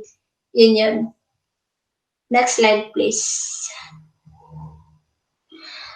The crushing of the Formosa magazine group had a deep impact in the opposition movement. In terms of organization, there was a serious strategy debate about whether to use street demonstrations or elections. In terms of ideology, Taiwanese consciousness became more pronounced in the outside party magazines. By calling upon the collective memories of the ethnic Taiwanese, they eventually led to the construction of an indigenous Taiwanese nationalism. So, social justice, so yun nga, di ba, yung Taiwanese nationalism, yun yung nag-challenge ng principle or anong ideologies ng Chinese nationalism as a pillar of the ruling KMT regime. Social justice. Social justice is the third element of the counter-narratives. So, social justice, it talks about the socially progressive ideas such as the human rights, environmentalism, labor consciousness, consumers' rights, gender equality, and all those some advocacies that they advocated in the magazines as well. Next slide, please. Marshalling international support. Owing to the regime's imposition of martial law, most people in Taiwan dared not voice their opinions publicly. Maybe because they are scared since they are under authoritarian regime, and those in the positions where parang masyado talaga silang nag-i-impose ng strict obedience na kailangan sundin ng mga tao. So the main theme of this overseas mobilization has been Taiwan's independence, although human rights democracy also rank highly on the list of concerns. So ayun nga, parang ang concern nila is para magkaroon talaga ng democracy. Yung pinaka-high, pinaka-first na gusto nilang ma-achieve sa list as a concern nila is magkaroon ng democracy. So overseas, this marshalling international supports is maraming mga overseas students and immigrant Taiwanese spent their energy, time, money, mobilizing support for Taiwan since di ba nasa ano na sila ibang bansa. Kaya nga marshalling international support kasi nasa ibang bansa sila. But even if nasa ibang bansa sila, they still they're still lobbying. So yung lobbying, alam naman natin yung meaning nun is yung pag-influence or seek political influence towards other people or towards other politics or in the politics.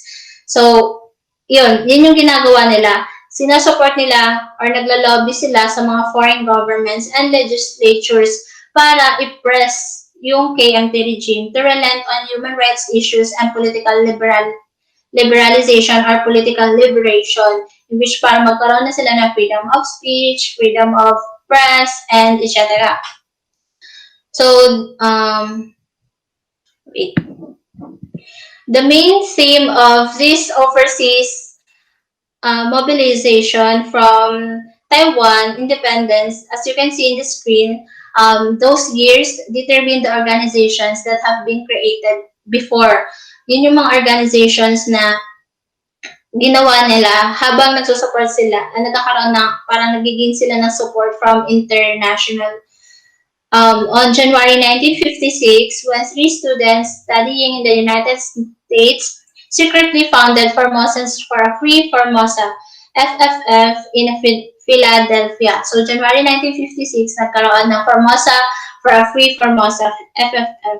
Yun yung association na nagkaroon.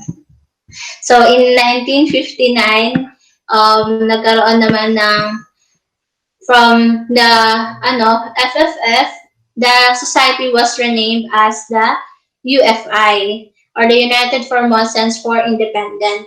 Ang UFI is they recruit students on other campuses. 1966, United Formosans in America for Independence. So, ito yung isang association from the Marshalling International Support, in which it was reorganized as the UFAI in order to include immigrant Taiwanese. So in 1970, nagkaroon naman ng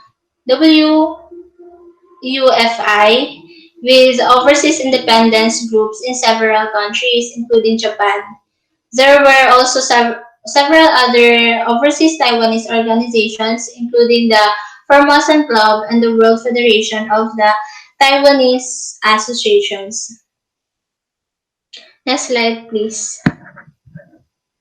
So indeed, yung 1882 that time, during 1882, the influence of those overseas Taiwanese has expanded, and it created the Formosan Association for Public Affairs, or the FAPA. FAPA is specifically dedicated to public policy research and congressional lobbying. So it was dedicated for public policy and congressional lobbying. FAPA's activities range from lobbying Congress to pressure the KMT to release political prisoners and to respect human rights before Taiwan.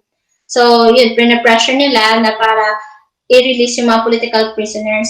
Then, second is the lifting of martial law to congressional passage of Taiwan-friendly resolutions. Third is the establishment of the Taiwan Caucus. Next slide, please. The achievement of this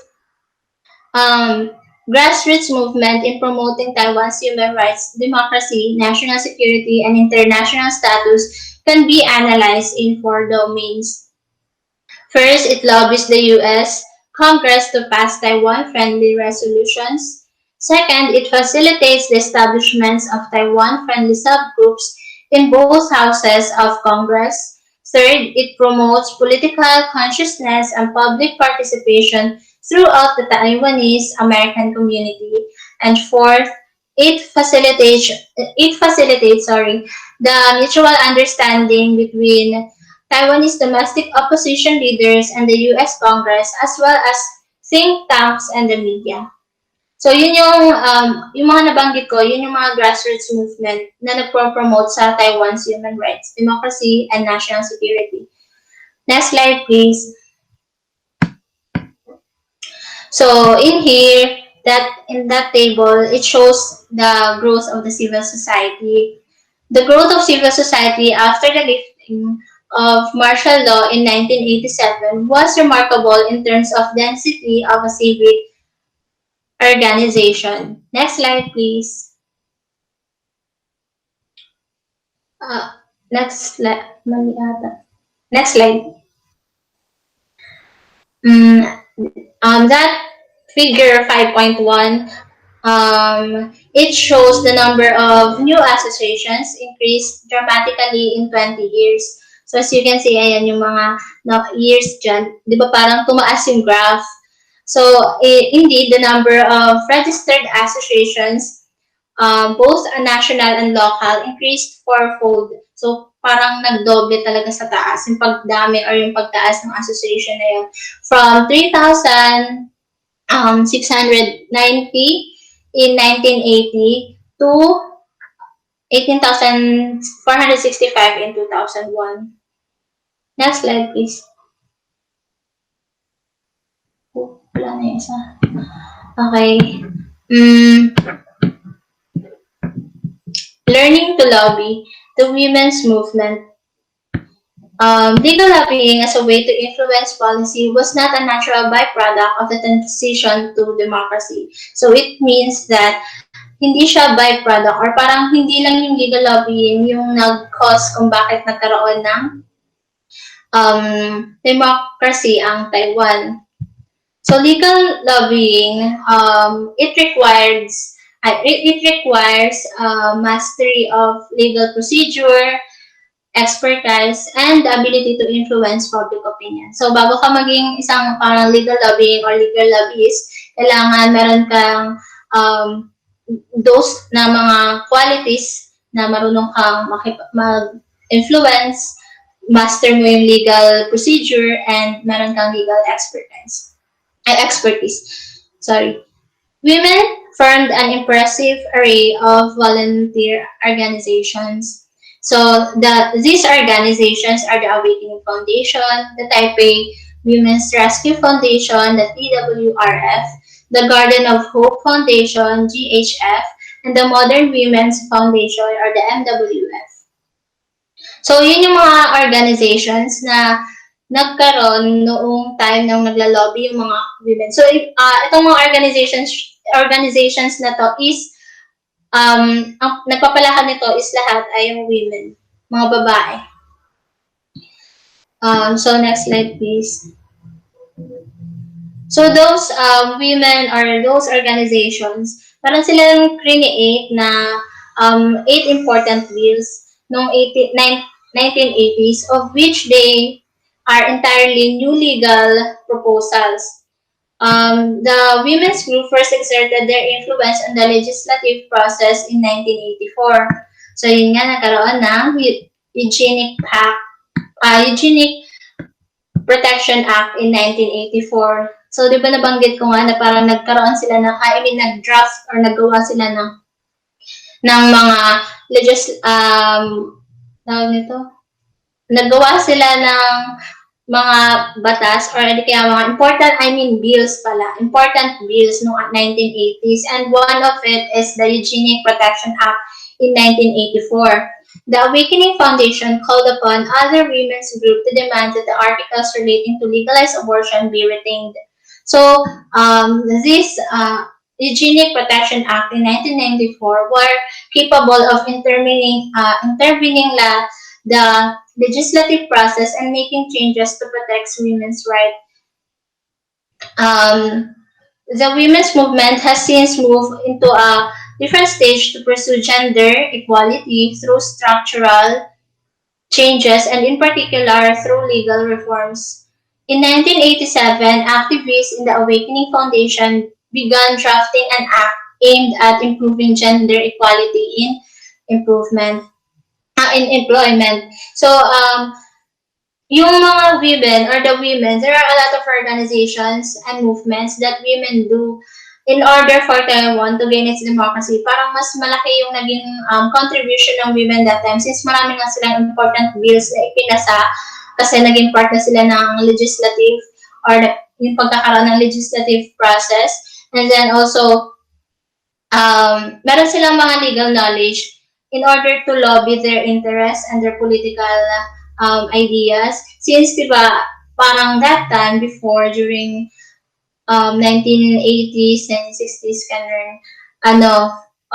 they see women as parang weak, ganyan. So, during those Taiwan political transition, yung mga women, nag-gather sila para magkaroon, maging part sila ng pag-raise na mga important bills na nagko-concern sa human rights ng bawat tao. Next slide, please. So, there's a question here. Why did a women's organization like the Awakening Foundation, which is yung other association with limited resources and little political experience, decide to invest such enormous effect in drafting laws and lobbying legislatures, a process that was not only time consuming but also unpredictable in the early stages of Taiwan's political transition. So, bakit nga ba yung women's organization or like yung Awakening Foundation is nag-pursue pa din sa time na yun in which parang unpredictable naman yung magiging result kung kung mag-ano ba sila, magsasucceed ba sila or not. But the legal knowledge is indispensable in drafting and amending a law. And expertise and knowledge were traits that an organization merong expertise and knowledge yung Awakening Foundation that time. Yun yung hindi kulang sa kanila. Kumbaga, dun sila mas nag-exceed, ganun. Parang yun yung meron, yung quality na meron sila. Expert sila and knowledgeable enough sila. And then, yung committee is comprised of many female lawyers. So, maraming female lawyers that time. And that spent half a year and a drafting and then introducing Equal Employment for Men and Women Act. So, nag-raise din sila ng bill which is the Equal Employment Act. And it was not the first bill that ever come out of nowhere. It was also the first one endorsed by the Taiwanese legislators across party lines. It sets a milestone by breaking through the steadfast of legislators from the two major parties to promote the same bill. It became a model for the women's movement in developing a sensitive, party-neutral, and legislative lobbying process. So why did the women's group choose a non-partisan strategy, and more important, how were they able to succeed? So women's influence that time on politics or politicians during the transition reflected the distinctive cultural and political dimensions of their demographic profile. With limited political activism and accustomed to being attacked by a ruling regime, the women's movement reinforced the opposition between women and the existing partisan organization of political participation. Ironically, diba, they are considered as the low degree of politicalization and their exclusion from both ruling and opposition parties help account for their success in legislative lobbying. So, ibig sabihin, parang magaling talaga sila makipag-lobby, kahit babae sila. In short, even though these women were not strong political activists prior to the participation in the movement, they not only establish a public role through their social service, but even develop a party-neutral lobbying. Nag-develop sila ng party-neutral lobbying strategy that proved that passing the law was successful, even if they are only women, or even if some people or those ruling in the ruling regime don't give them some importance, they still be able to they still able to submit the law and submit a bill, and then it became a law. Next slide, please. The women's effort in public education included establishing a hotline to Taiwan legal questions, holding innumerable seminars, holding island, wait lang. Ito pala yung mga parang yung na-establish ng women organizations or associations that time. Nagkaroon ng innumerable seminars, holding island-wide law classes, gathering 30,000 signatures on petitions, organizing a Popo Mama Grandmoms and Moms Legislative Observation Group to monitor the legislative process, and even mounting a campaign to abolish gender inequality on constitutional grounds, an idea that gained the support of the Chief Justice. So as you can see, ang daming nagawa ng mga women's, or ang effort ng women's group or women's association that time is napakarami, na mas sila talaga yung parang one na nag-cause kung bakit nagkaroon ng democracy ang Taiwan. Next slide, please. So this is my last subtopic, the community movement. Many communities groups started their work, even the new government policy. So many of them began with environmental issues. Traditional communities in Taiwan at the time of the democratic transition were penetrated by local factions, which many researchers agree have occupied an important position in Taiwan's authoritarian history. So, authoritarian client system. It is a system in which the regime as a patron distributes on extensive scale material goods on a particularistic basis to the individuals in exchange of their political support and at the same time insulate them from other political forces. So, kanina nabanggit ko nung nagsisimula pa lang ako mag-report yung authoritarian clientelism. Pero it is also known as the authoritarian client system in which its scales are it gives material goods on a particularistic basis to the individuals in order for them to gain political support. So, the island of Taiwan is also considered as the island of factions. Why? Because wait lang. Given that there are 365 towns in Taiwan, town level function does number more than 700. So yun yung reason kung bakit naging island of function sila.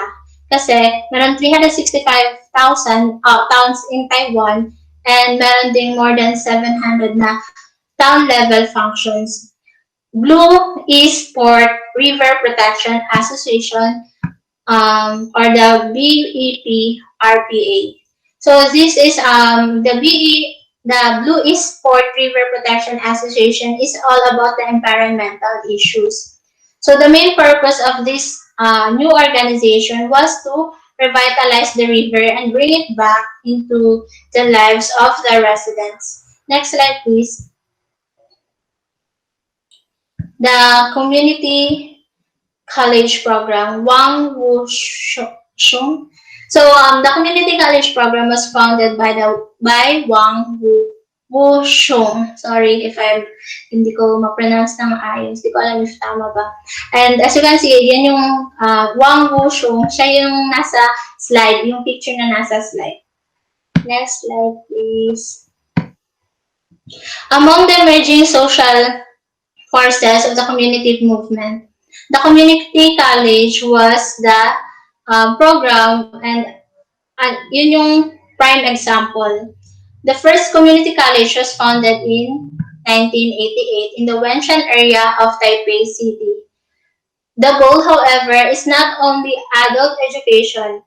The leader of the community college movement is Wang Wushung, believes that the aim of community college should be to lay the foundations of a robust civil society. It was initiated by a group of educational reform activists who wish to build an autonomous civil society through civic education. Kaya nagkaroon ng civil society. So, the community college curriculum ranges from art, literature, sociology, feminism, social reform, and social movements to ecology, English, life philosophy, gardening, community newspapers, and even investment. Next slide, please.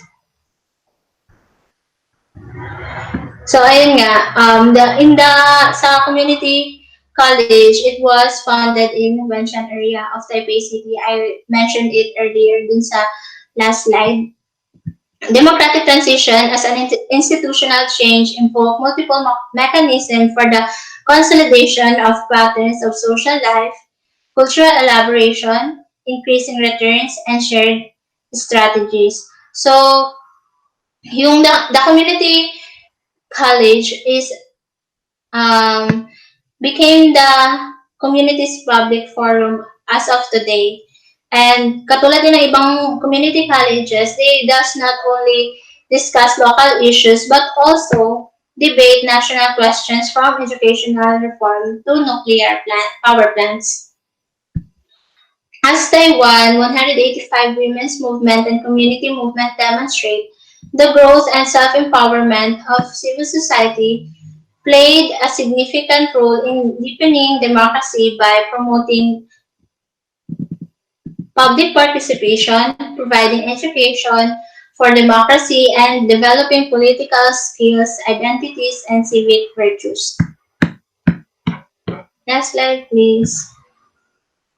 Ay, wait lang. Joke lang. Pabalik nga pala. So, wait lang. I will just explain it konti na lang. So all of these process were evident in the development of the legal lobbying in Taiwan.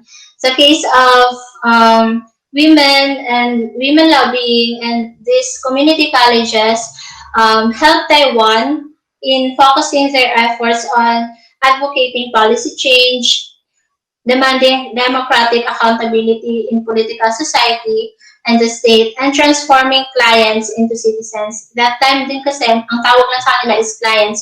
But then, nung nagkaroon na ng democratic ruling regime or democracy, yung Taiwan, nung July 1987 is naging citizen na ang tawag sa kanila. That's all. Thank you.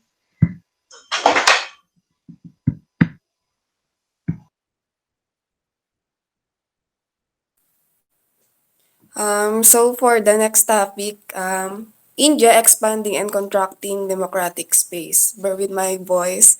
In my topic, I was able to discuss and sum up the impact of civil society on political change that transforms Indian politics, what is India and its diverse community. So, since India has a robust civil society that occupies significant space in the dynamic political landscape of a country, the project Hinduba. It is led by a section of civil society. It's steadily reducing the democratic space in the country, communalizing state institution by threatening fundamental building blocks of secularism and the universal criterion of citizenship in the Indian Republic. When we say Hinduba, it is translate roughly as Hinduness or reframes Hinduism as identity rather than theology or religion. Next slide. In order to foster political change in India, the role of civil society has comes in three important roles. The civil society plays an important role in contesting the state, society, and UTS institutions from perspective of the poor and marginalize the further a discourse of rights and democracy. Civil society engages building alternative strategies, mechanisms, and visions of development, society, and politics in the sustainable people-oriented development. Then number three is civil society plays a critical role of trying to bridge the chasm between institutional and substantive democracy, particularly from the perspective of poor, ordinary, and marginalized citizens. Next slide. Um, In order to transform the Indian politics, there's a significant process initiated by civil society. First, narrowing democratic and secular spaces at the macro and meso levels. When we say meso, it is a level research examines on the studies of groups, including teams, units, and organizations. When we say naman na macro level research, it examines the political administrative environment, including national system, the regulations, and the cultures. Then, next is opening new spaces at the micro level of democratic action for and by the poor and disempowered. Next. I have a brief informations about India. Since we all know India has a most populous country in the world, and um, I I can share a brief history about India. India has a population of more than 1 billion people. They speak more than 18 major languages. They have 1,600 minor languages and dialects and practice more than 6 religions. They have 6 main ethnic groups and divided into 6,400 cases and sub-cases, or it refers to the ranking or hierarchy of the people in India. India has 52 major tribes, and India has 28 states and 7 union territories. Next slide. In the past 52 years, they achieved science and technology and certain sectors of economy. Um, India's plurality and diversity are strongly reflected in the municipality of the experience of the different communities, regions, and classes in independent India. India is remain diverse despite they have high level of poverty and low human development, and it makes India unique. Why? So, in this past 52 years, they achieved science and technology and certain sectors of economy. Those are the expansion and diversification, adoption of new technologies, and modern management. Next is the advancement in medicine, engineering, and software development. So, let me share you some story. I have a Facebook friend. She shares in her Facebook account a fundraising campaign about the kid who has a liver problems. A kid needs a liver transplant operation that costs so much money. Since the Philippines has only one hospital that can do a pediatric hepatic transplant at hefty 5 million pesos, or if we convert it, it is 104K US dollars. And India has four specialty hospitals and could do it for only 2 million pesos. If we convert it, it is in 42,000 US dollars. The family decided to take an operation of their child to India in order to save his lives for his liver problems. India truly has an advantage of in modern technologies in the hospital, as their medicines are developed in high value but in cheaper cost. So, India's economic growth has been impressive. It is one of the few developing countries to have enjoyed sustained growth in per capita income since 1950. But levels of human development are remain very low. Next slide. So, according to Census of India in 1991, 55% of children under the age of 5 remaining malnourished, twice levels reported in many parts of sub-Saharan Africa. India's maternal mortality rate, um, 410 per 100,000 live births, is almost 100 times the level found in the West. 2 million infants died every year. Adult literacy in 1991 was about 52%. Two-thirds of the India's women could not read or write. There is a widespread of inequality in India across states, between rural and urban areas, within communities and cases, and between men and women. Despite of many achievements, 34% of the country's total population continues to live below the poverty line. Next slide. So, the journey of Indian state. Under the British colonial rule, the state was an instrument used by the Imperial Raj for aggressively pursuing its economic and political interests by developing elaborate sets of rules and principles. Its principle is to secure an economic agenda of the British Raj. When we say the British Raj, um, the word meaning it itself is the rule or the epithet most closely associated with the British rule of the Indian subcontinent. All this changed when India achieved its independence on August 15, 1947, through mass-based nonviolent independent movement led by Mahatma Gandhi and Indian National Congress. So we all know naman na Mahatma Gandhi is a leader in India, and parang siya yung nagpalaganap ng democracies in India in times in in British rule.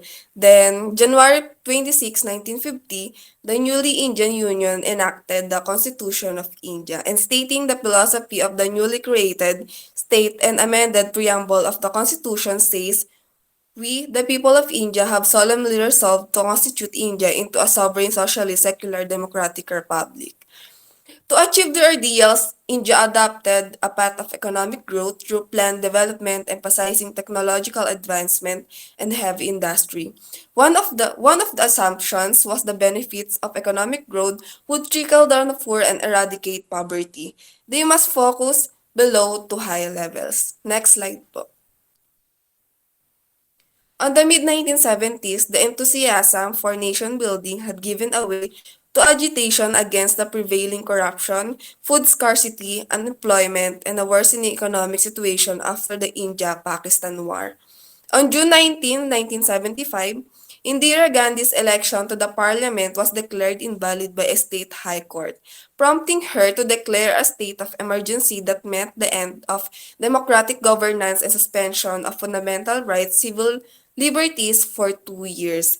So, who is Indira Gandhi? Indira Gandhi was an Indian politician who was the first female prime minister in India, serving for three consecutive terms from 1966 to 1977 and a fourth term from 1980 until she was assassinated in 1984. For that 2 years, people who live in India wasn't able to enjoy their democratic rights because the rights and civil liberties had been taken away.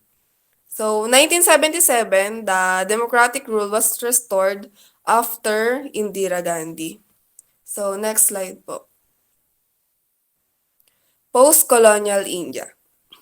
Responsibility for nation building, social justice, and economic growth was entrusted to the state. It attempts to achieve these objectives through a combination of strategies.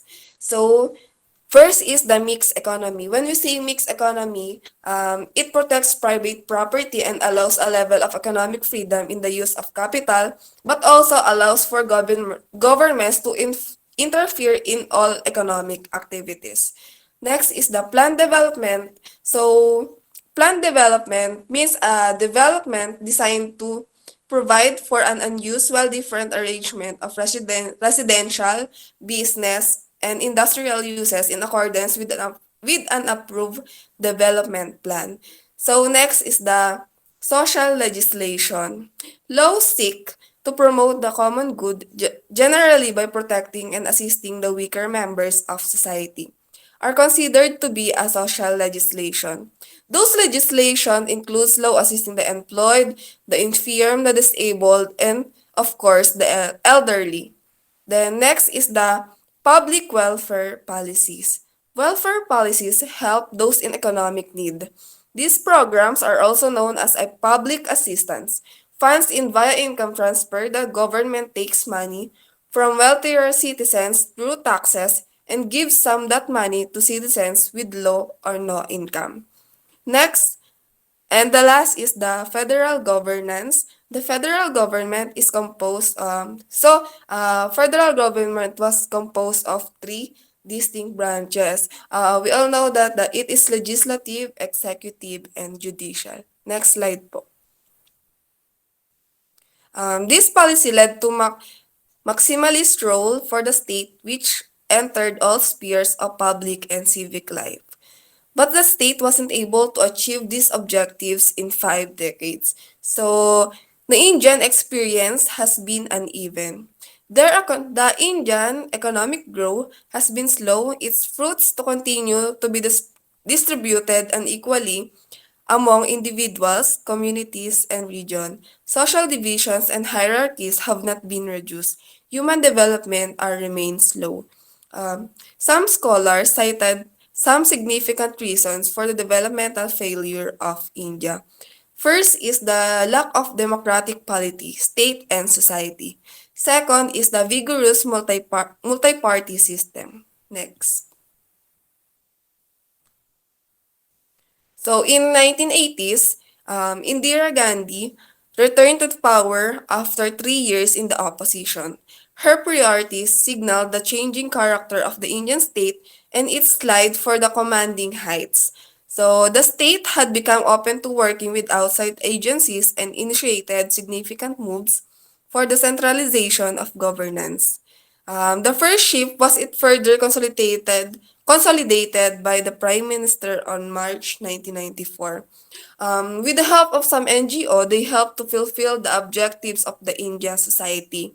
The Planning Commission organized a meeting with over 100 of NGO members, cabinet ministers, Government of India officials, and several state government officials. They drafted the plan or why we call it also called action plan, rather to create a collaborative relationship between NGOs and government. Um, they initiate a process of democratic decentralization by providing a constitutional mandate to institutions of a local self-governance in both rural and urban areas. Next slide po. So in 1991, the history of Indian state after Indira Gandhi's emergency decree. Um, After Gandhi's emergency decree, they experienced a depleting foreign to reserves, growing foreign debt, worsening economic situation, growing realization of the state, limited potential for the social and economic transformation. Next po. So the most significant political change. It is the rise of communal and majoritarian in 1980s and 1990s led by Rastriya Swamsewak Sang and its affiliate organization or RSS. The change led to the killing of thousands of in communal riots over the past decade, culminating in the genocide against the Muslim community in Gujarat in early 2002. The RSS and its affiliates succeeded with communal mobilization by initiating the Ayodhya movement to build a Hindu temple in place of the Hindu temple in the place of Babri Mosque. So, the RSS believes that the mosque was built by a Mughal ruler who destroyed a temple on the site marking the birthplace of the Hindu god King Rama. So who is the Hindu god King Rama? Uh, Rama, or one of the most widely worshipped Hindu deities, the embodiment of chivalry and virtue. So next is the RSS movement gathered enormous support for the RSS from the majority of Hindus in northern India, resulting in the electoral victories in several states for its political wing. Next slide. So, the Bharatiya Janata Party or BJP. The Bharatiya Janata Party is one of the two major political parties in India. Along with Indian National Congress, it has been the ruling political party of the Republic of India since 2004. Um, Next po. So, the RSS used the strategy of communal mobilization along religious lines for majoritarian politics, leading the rise to power of BJP, which formed national government in 1998. In this overall context of liberalization, privatization, globalization, growing partnership between state and market and state and civil society, democratic decentralization, the failure of the state as an agent for development and change, and the phenomenal rise of communism, it is becoming clear that the revitalization of civil society discourse and space in India has generated contradictory trends of regression and hope for democracy in the country. So, mapping India's civil society. The process of democratization of society and polity has varied from region to region. The Indian state federal structure has also encouraged diverse level of democratization in different regions in the country. Next po. Yan, the various examples of grassroots movements and can be cited to illustrate their issues, strategies, and nature in India. The Chipko movement. It is led by Chandi Prasad, but in the hills of Uttaranchat galvanized local villagers to protest the felling of trees until an acceptable solution was worked out with the government. Next is the Nalini Nayak and Father Thomas Kocheri. They mobilized coastal fish workers to protect their traditional rights and livelihood. The third one is the Narmada Bachao Andolan in Madhya Pradesh, led by Meda Patkar, sustained peaceful protests by tribals and peasants living in the Narmada Valley. The Self-Employed Women's Association, or SEWA, is the union of workers in Gujarat, responds to the specific needs of poor and self-employed women by providing access to credit. Um, like the NGOs, these struggle-oriented grassroots movements also form networks to enhance their efficacy. The large alliance like the next po, The large alliance like the National Alliance for People's Movement, the National Front for Tribal Self-Rule or NFTSR, the People's Union for Democratic Rights, and the People's Union for Civil Liberties. The National Alliance for People Movements was formed as an umbrella group of more than 100 of grassroots organizations to intervene in the process of economic and political decision making from the perspective of poor and ordinary people.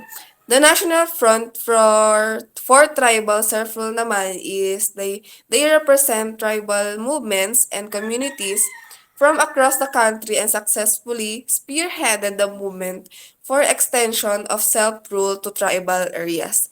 Um, Next is the People's Union for Democratic Rights and People's Union for Civil Liberties. They mostly made up by educated urban progressives and play significant role in supporting grassroots movements through media advocacy and judicial intervention. Next po.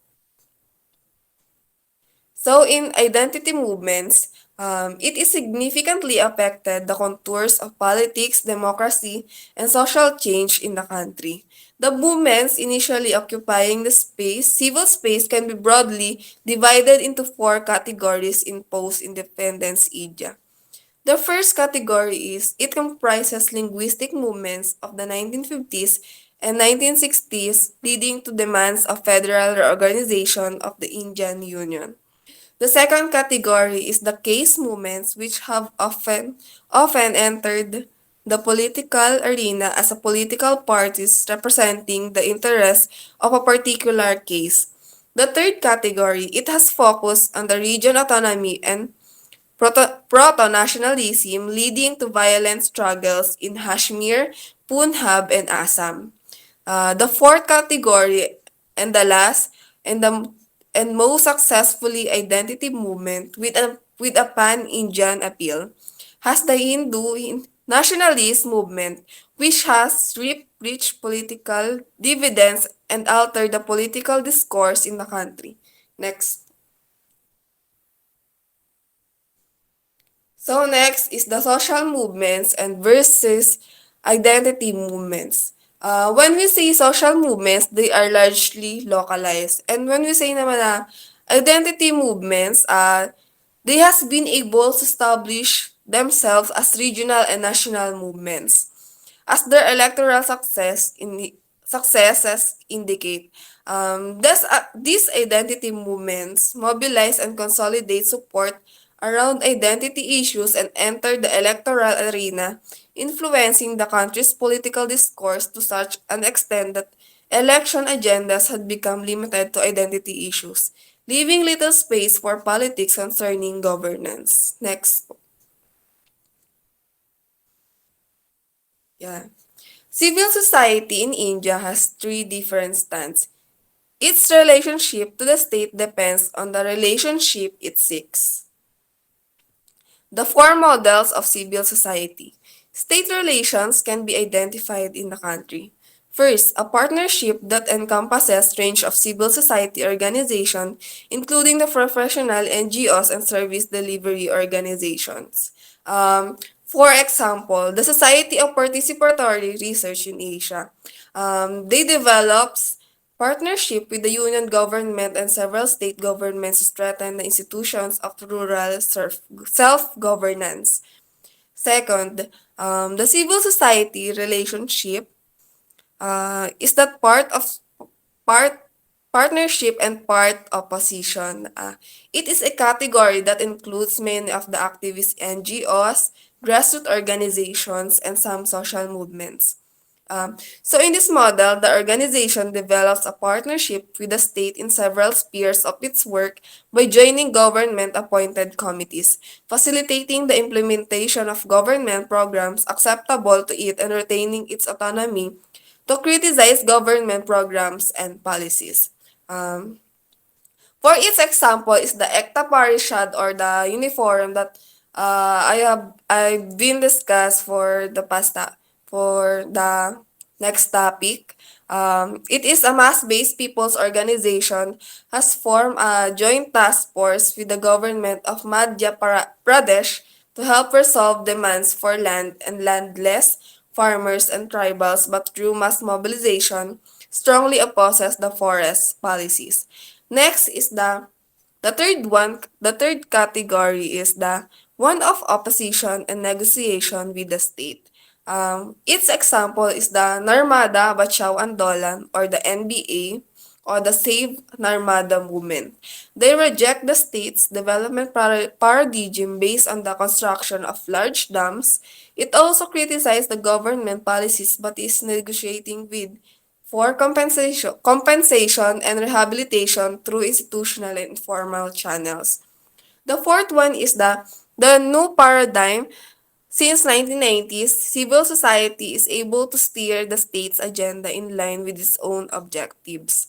Um, for its example, this model is taking shape under RSS or the Land Affiliate Organization, which often dictate the agenda and policies of the state through the union government led by the BJP.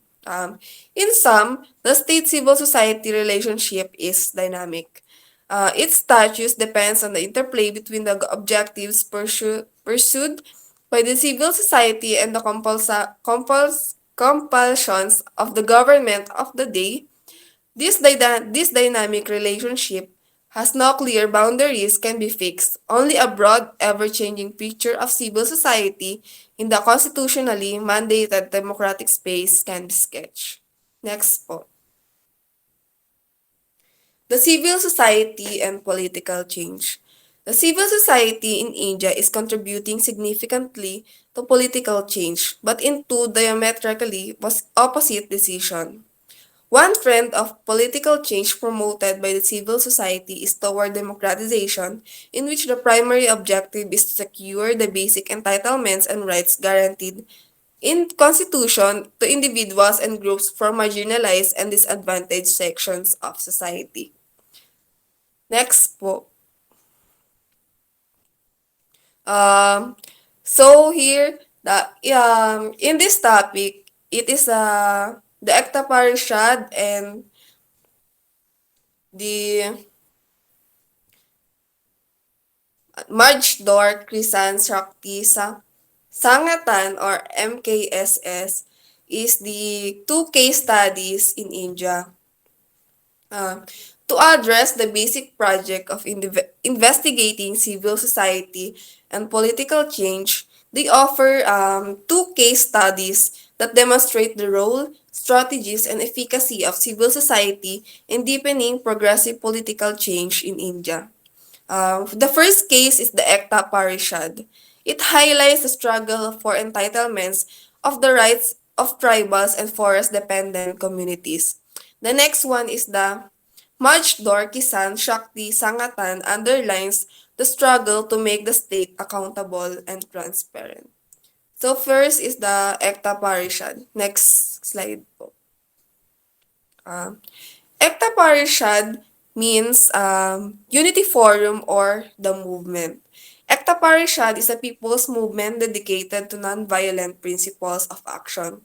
Ekta Parishad is a non-violent Gandhi-inspired social movement in India working on land and forest rights at a national level. It has been built up over the last 20 years, growing from the local to the state to the national and increasingly to the international level.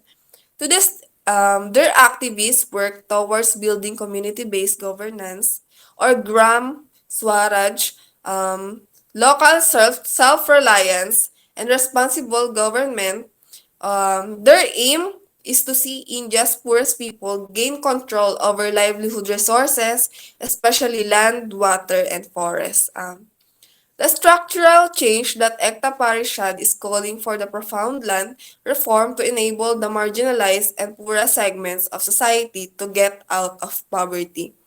The land reform or giving the poor access to land is game changer that could bring 40% of the population out of absolute poverty and substantially reduce the violence that is increasingly threatening Indian society.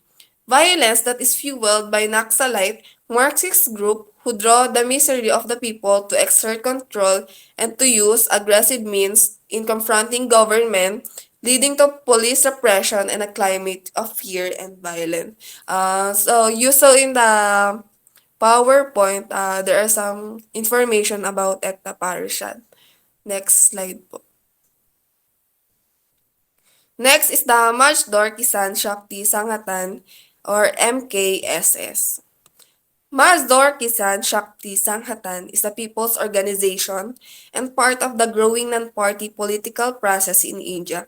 The MKSS works with workers and peasants in the villages of central Rajasthan, and it was set up by the people of the area in 1990 to strengthen participatory democratic processes so that ordinary citizens could live their lives with dignity and justice. The organization was born out of a struggle for community land held illegally by a feudal landlord.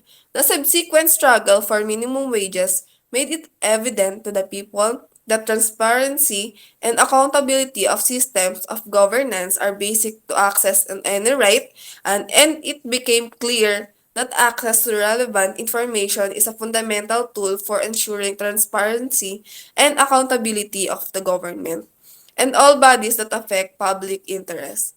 It also played a pioneering role in getting the Right of Information or the RTI law passed in India. Next slide.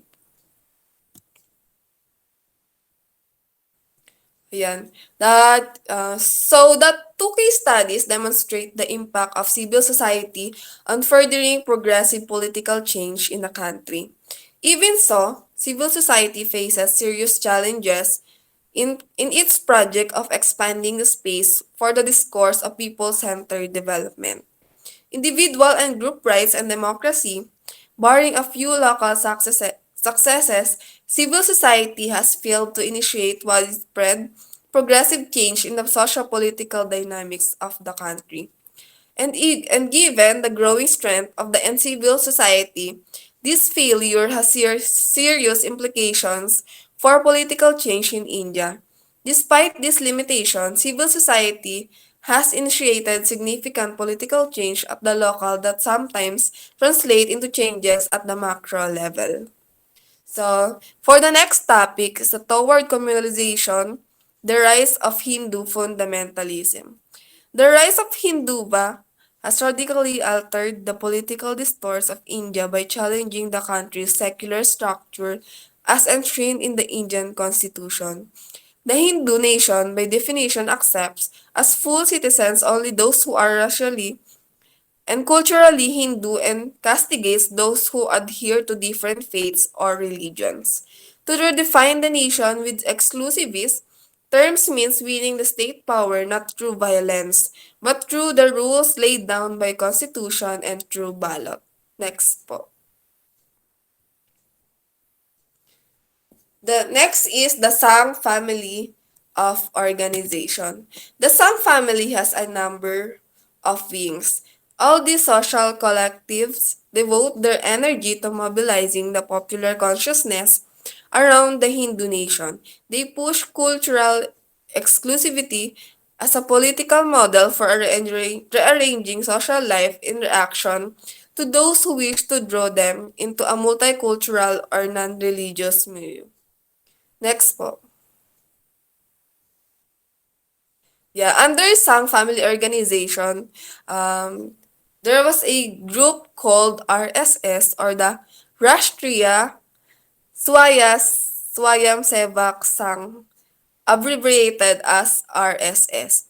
It is an Indian right-wing Hindu nationalist paramilitary volunteer organization. The RSS is the progenitor and leader of a large body of organization called the Sangh Parivar, which have presence in all facets of the Indian society. The RSS members are exclusively male and primarily uppercase. It imparts ideological and physical training and its core members organized in shakas or cell at the local level. These members are later expected to carry out a similar exercise through various affiliates of the Sang. Next. The next organization was the Vishwa Hindu Parishad or VHP. Um, its lead or its alternate name is the World Hindu Council, and its leader is Pravin Togadia. This organization has been established or became active on the year 1964. It is a religious phase of the Sang. The VHP draws its members primarily from holy men as well as traders, small entrepreneurs, and professionals in the urban areas professionals and large and mid-sized farmers in the countryside. It regularly organizes religious yatras or the processions, religious discourses, street corner meetings, a fundraising for construction of Hindu temples all over the country, especially the rural and tribal areas. The VHP is the most fearsome mobilizational arm of the Sang. Its role in demolishing the Babri Mosque and involvement in the recent Gujarat carnage is well documented. Next po. So the next organization of Indian community is the Bajrang Dal. The Bajrang Dal is a religious militant organization that forms the youth wing of the Vishwa Hindu Parishad. It's member of the RSS family of the organization. Its ideology of the organization is based on Hinduva or in the project Hinduva. It regularly organizes training camps for its members who are drawn mainly from the lower cases where they are taught to use firearms and rituals. Next po. Next is the Gujarat, Carnage and Election. When we say Gujarat, it is a state in India located in the country's western coast on the Arabian Sea. It encompasses the entire Kathiawar Peninsula or Saurashtra as well as the surrounding area of the mainland. In early 2002, the western state of Gujarat witnessed a pogrom against the Muslim. When we say pogrom, it is an organized massacre of a particular ethnic group, in particular that of Jewish people in Russia or in Eastern Europe. Um, this systematic violence led by Sang and its affiliate organization spread across the state and continued for several months, often in tacit alliance with the police forces and the BJP state government, resulting in the brutal murder of thousands of Muslims, the rape of Muslim women, and the looting of Muslim property. So when we say looting, it refers to the act of stealing or the taking goods by force in the midst of military, political, or in other social crises, such as war, national disasters, where law and civil enforcement are temporarily ineffective, or in rioting. Next po. Yan, the growth of Sang and political change. This is the last topic. The growth of the Sang and political arm divided into four phases: the dormant phase, moderate militant phase, and moderate Hinduva and extremist phase. When we say dormant phase, the inauguration of the Indian Republic and a strong political commitment to the modernist discourse coupled with the poor performance of the Bhartiya Jana Sangh, an early incarnation of BJP, and the Hindu Mahasabha, or another right-wing political formation with the Sangh's ideology. In the first three general election gave reason to expect secular and democratic socio-economic development. Next is the moderate militant phase. This is the Sang new strategy that requires a moderate political arm and a militant social movement. This strategy would it's allowed the moderate political wing to join coalitions in various state governments while its militant wing could pursue aggressive mobilization. Next is the moderate Hinduba. When we say moderate Hinduba, it is the destruction at the Babri Mosque through the militant social activism did not translate into rich political dividends for BJP or the Bharatiya Janata Party. In extremist space or in the last growth of the Sang political arm, the Sang extremist space can be seen in the recent happenings in Gujarat.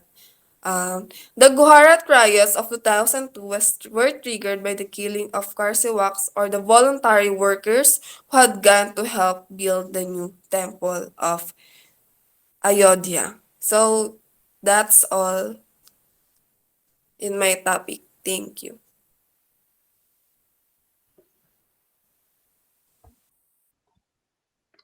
Yes, hello. Dinig po ba ako?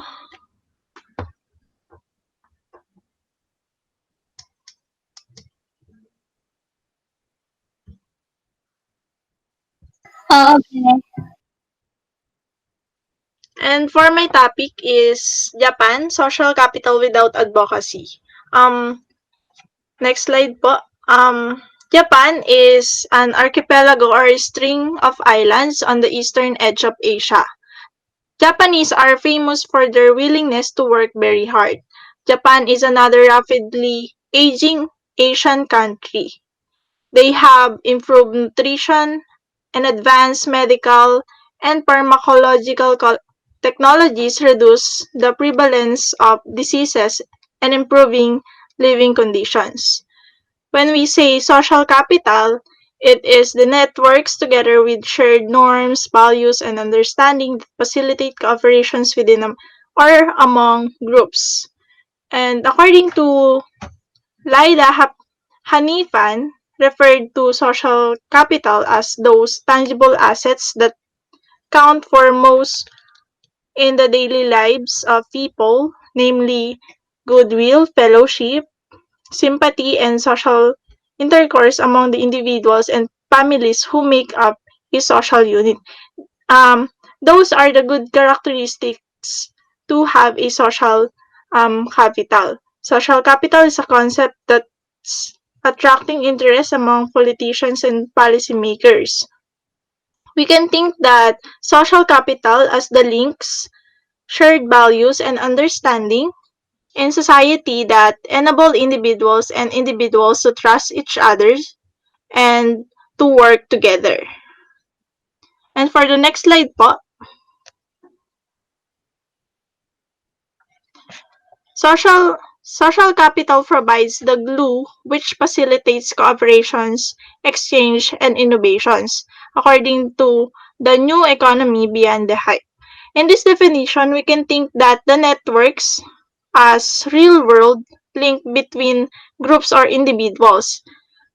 Think of networks of friends, family, former colleagues, and so on. Our shared norms, values, and understandings are less concrete than our social networks. But Japan only had the social capital but absence of advocacy, meaning that they have not supporting or arguing for a specific cause or issue to bring changes through raising public awareness, increasing support, or influencing policy for for a certain issue. Then the next slide po, dual role of civil society groups. So, groups are thought to produce social capital, which commonly contributes to the performance of democracies.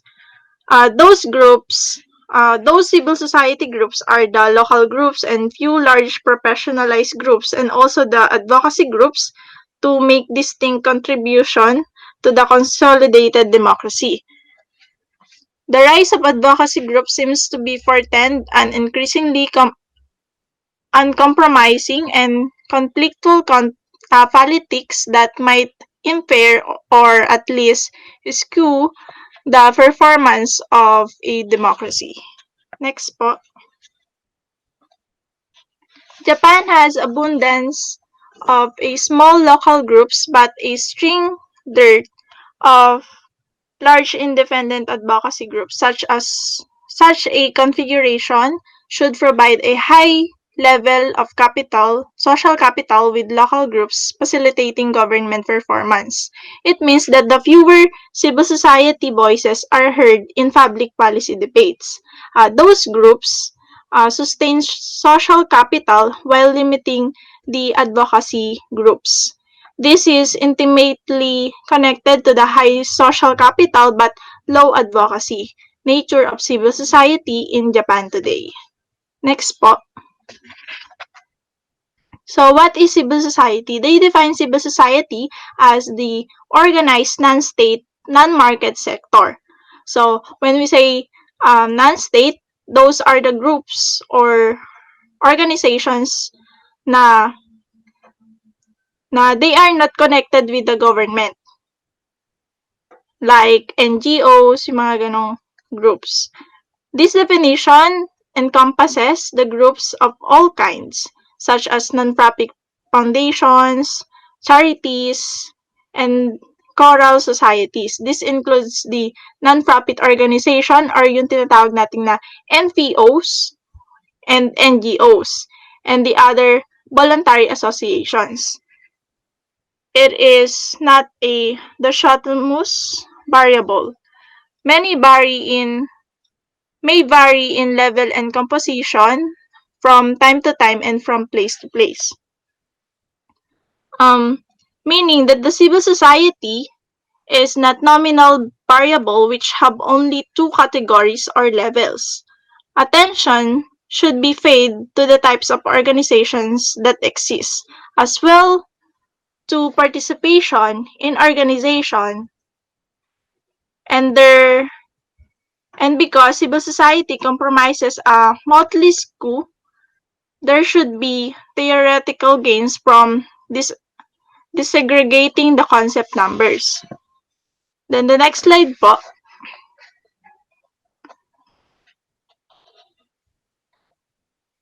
Yan. Japan Dual Civil Society. So, Japan Dual Civil Society, the most striking aspect of Japan's civil society in its dual structure. Japan has a plethora of small local groups and paucity of large professionalized groups. Neighborhood associations or yung NHS, NHAs are especially plentiful in Japan, for example, but large advocacy groups are especially scarce. So, those professionalized groups are the medical groups, um, psychologist groups, mga registered nurse, mga ganon. And next po, the next one is the neighborhood association. Neighborhood association is an organized group whose aim is to address local issues such as education reform, crime, or homeless, promote or prevent planned reforms and investments that are perceived as significantly influencing life in neighborhood or local community. So this group is commonly found in a local community and and it is usually located lang talaga in a small area. Then the next slide po. Neighborhood association is a small local civil society groups, by contrast, have been very successful in Japan. There are a total of 292,227 neighborhood associations, perhaps Japan's most widespread widespread group which enjoy high participation rates. So, sobrang laki na ng total nung neighborhood associations na to, yung population nito. Government funds flow to neighborhood associations for these and other purposes. The services are provided quite cheaply, yet the money is important in holding these local groups together and may also create social capital. The government has actively promoted these groups. Local governments often directed subsidized neighborhood associations with grants, although the amount are quite small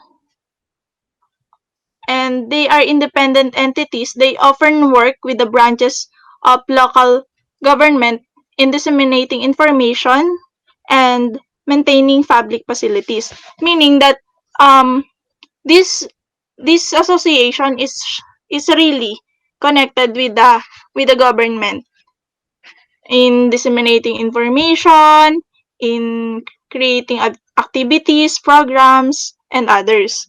The level of participation in neighborhood association is remarkably high.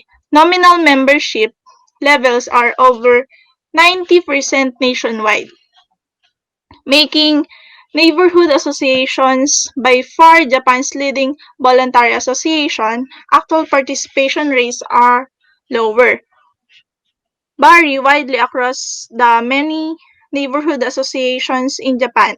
Yet 10 of the millions of Japan do participate in neighborhood association.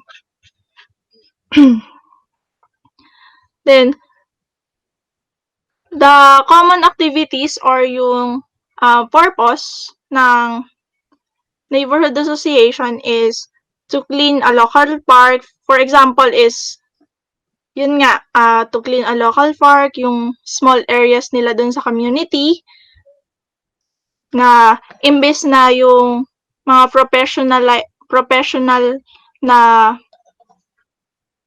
professional persons yung maggawa is yung mga citizen na lang doon sa community na yon. At the same time, civics community is strengthened as local people work together to maintain the area. Despite strong effort and cooperation, it is the state support for the neighborhood associations that stands out in contrast to its treatment of other civil society organizations. Neighborhood associations cannot challenge the state kasi neighborhood associations support the state by providing services more efficiently. So, those activities na related sa government, na policy na pinaprovide ng government is supported ng neighborhood associations in Japan. So, next po. So, what Japanese neighborhood associations do? So, these are the activities of neighborhood associations. Festivals, athletic meets, sports events, yan, and others. So, makikita nyo na ayan yung mga priority ng neighborhood association.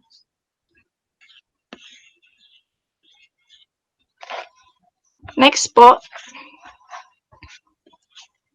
Next is the origin of the neighborhood association. The origin and the development of the neighborhood associations shed light on their role as civil society organization with a strong relationship to the state. The spontaneous origin of the neighborhood associations helps to establish their credentials as civil society organizations. As the start of the Meiji period, this organization existed only in certain parts of Japan. So kanina, 'di ba, sabi na ang laki na ng population ng neighborhood association. Pero yung origin niya talaga is hindi talaga siya nag-exist sa malaking part ng Japan.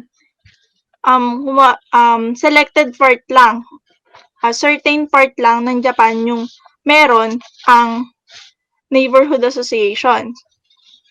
It is the role of the state in the 1920s that was crucial in the spread of neighborhood association throughout all of the contemporary Japan, demonstrating the power of the state, not merely to inhibit the development of the civil society organizations, but to promote as well. This dual role gives the Japanese state to influence in shaping civil society. And for the additional information, the activities of the neighborhood associations engage in neighborhood association engage in diverse variety of activities such as for example is the organizational nucleus for elderly persons groups, the women's auxiliary and other local groups. The elderly persons groups and women auxiliaries are often subgroups of the neighborhood association, and in any case, membership is usually overlapping. These groups do have separate existences, including separate meetings, separate dues, subsidies from the local governments. Typically, activities for the elderly persons groups include visiting local health facilities, studying history, traffic safety, and trips to hot springs. So those are the um, activities or the other activities of the neighborhood associations. And next po, conventional wisdom traces the origin of the neighborhood associations to Japan's medieval period. Certainly, informal, quasi-governmental, or compulsory neighborhood associations have played a significant role in different times in Japan history. Moreover, many Japanese scholars account to seem to support this view by portraying the self-governing urban area or CHO. The urban neighborhood associations emerged spontaneously in the early part of the 20th century. Next po. The next is the rise of the neighborhood association. The modern neighborhood association developed in the 20th century. The growth period for neighborhood associations was the 1920s, however, spurred by the government introduction of sanitary associations. 7 out of 10 neighborhood associations extant in 1940 had formed in the Showa period during the 1920s, 26 until 1989, and 23% in the Taisha period during the 1912 until 1926, and only 7% in the Meiji period, 1868 until 1912. When we say sanitary associations, this is the Japan Sanitary Equipment Industry Associations, composed of 8 companies engaged in the production of sales of toilets, spray seats, washrooms, and other facilities and equipments. The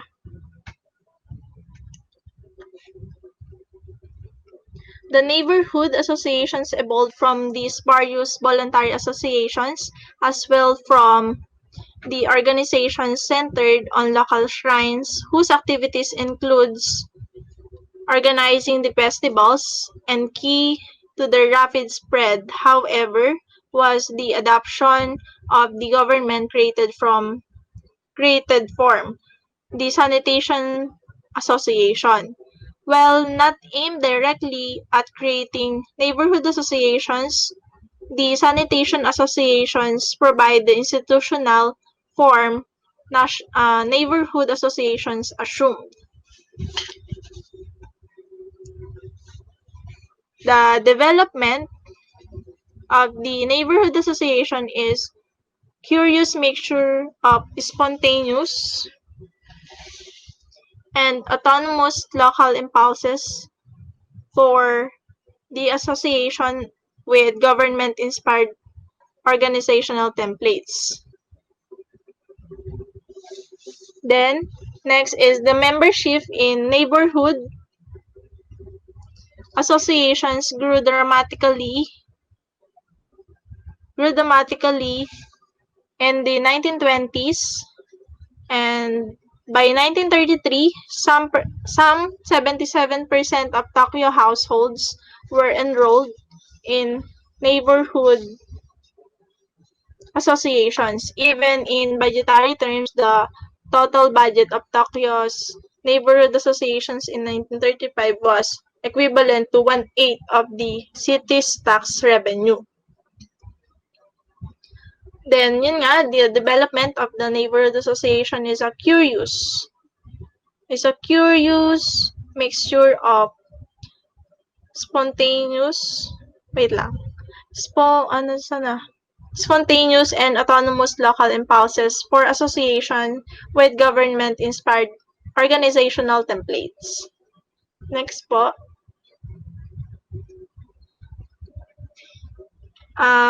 The neighborhood association under the militarism. Militarism means that it is a belief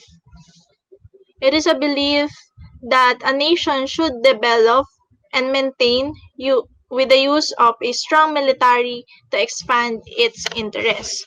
The image of the neighborhood associations as a branch of government, one characterized by spying on neighborhood, still persists.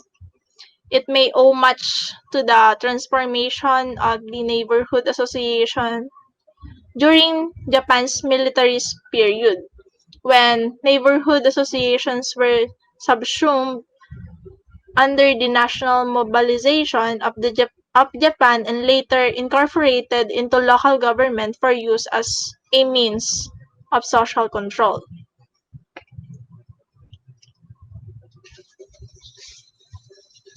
After the 1931 Manchurian incident, as Japan's war in China expanded, the government used neighborhood associations for air raid training and similar tasks.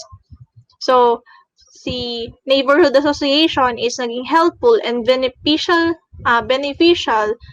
to the government of Japan, kasi um, they the government of Japan used the neighborhood associations for air raid training and other tasks during the after the Japan's war in China.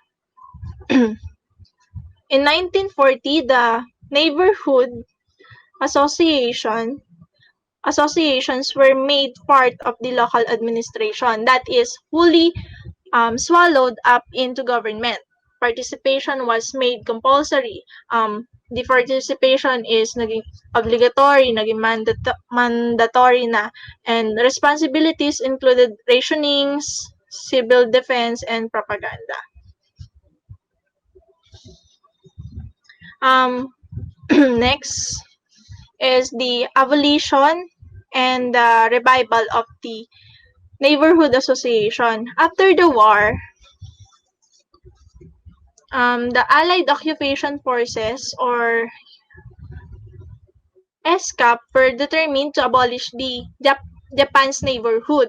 They were seen as the means by which the military's government had imposed such tight control over the populace. So, um, these forces, inaabolish nila yung Japan's Neighborhood Association kasi under militarism that time yung neighborhood association. The neighborhood associations uniformly established throughout Japanese cities in 1940 engaged in rationing goods, yon, digging shelters, fighting fires, or even in propagating patriotism. Their activities were accepted and approved up by many as necessary for a nation of war.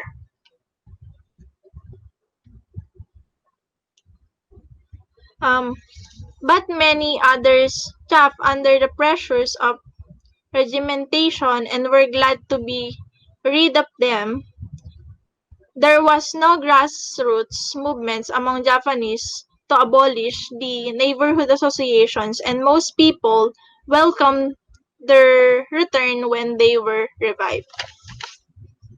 In 1947, ESCAP abolished Japan's 210,000 neighborhood associations and wrote regulations and ensured that they did not continue under other names. So, dahil sa ESCAP na-abolish na yung 210,000 neighborhood associations and hindi na sila pwede mag-continue or hindi sila pwede mag-create na ulit ng bagong associations na kahit iibahin yung pangalan ng associations na yon. In 1952 naman, however, the Japanese government reversed the ban. So, reversed the ban and allowed neighborhood associations to form a voluntary. So, pinayagan na ng Japanese government na mag-create ng association as a voluntary and independent organization ang neighborhood associations. Then,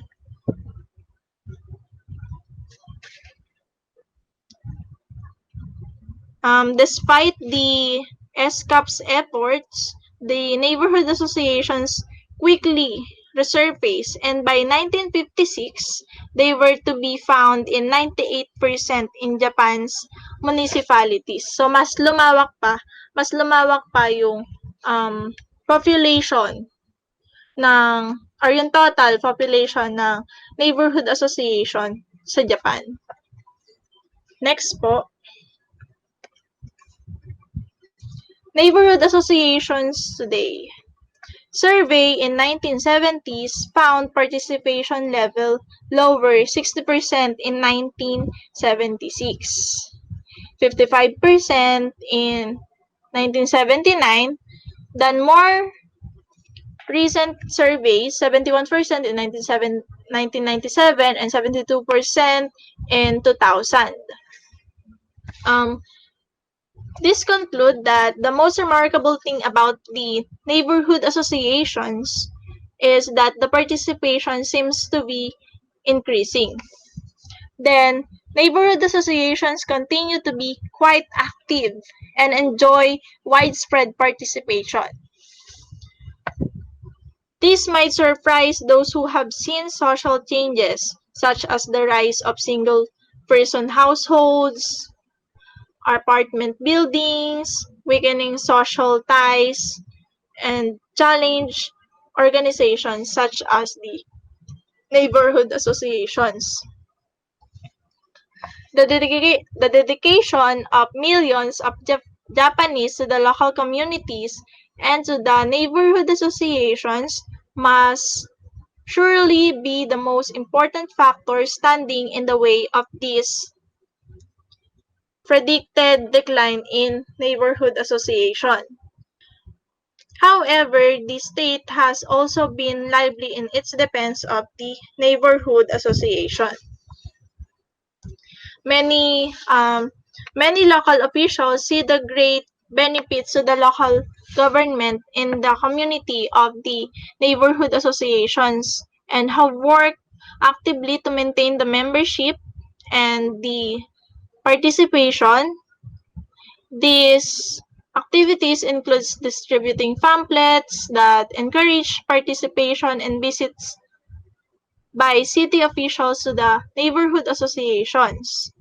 These apartment buildings where an neighborhood association has not yet been established are frequently visited by the local officials who do their best to encourage the formation of the neighborhood associations there.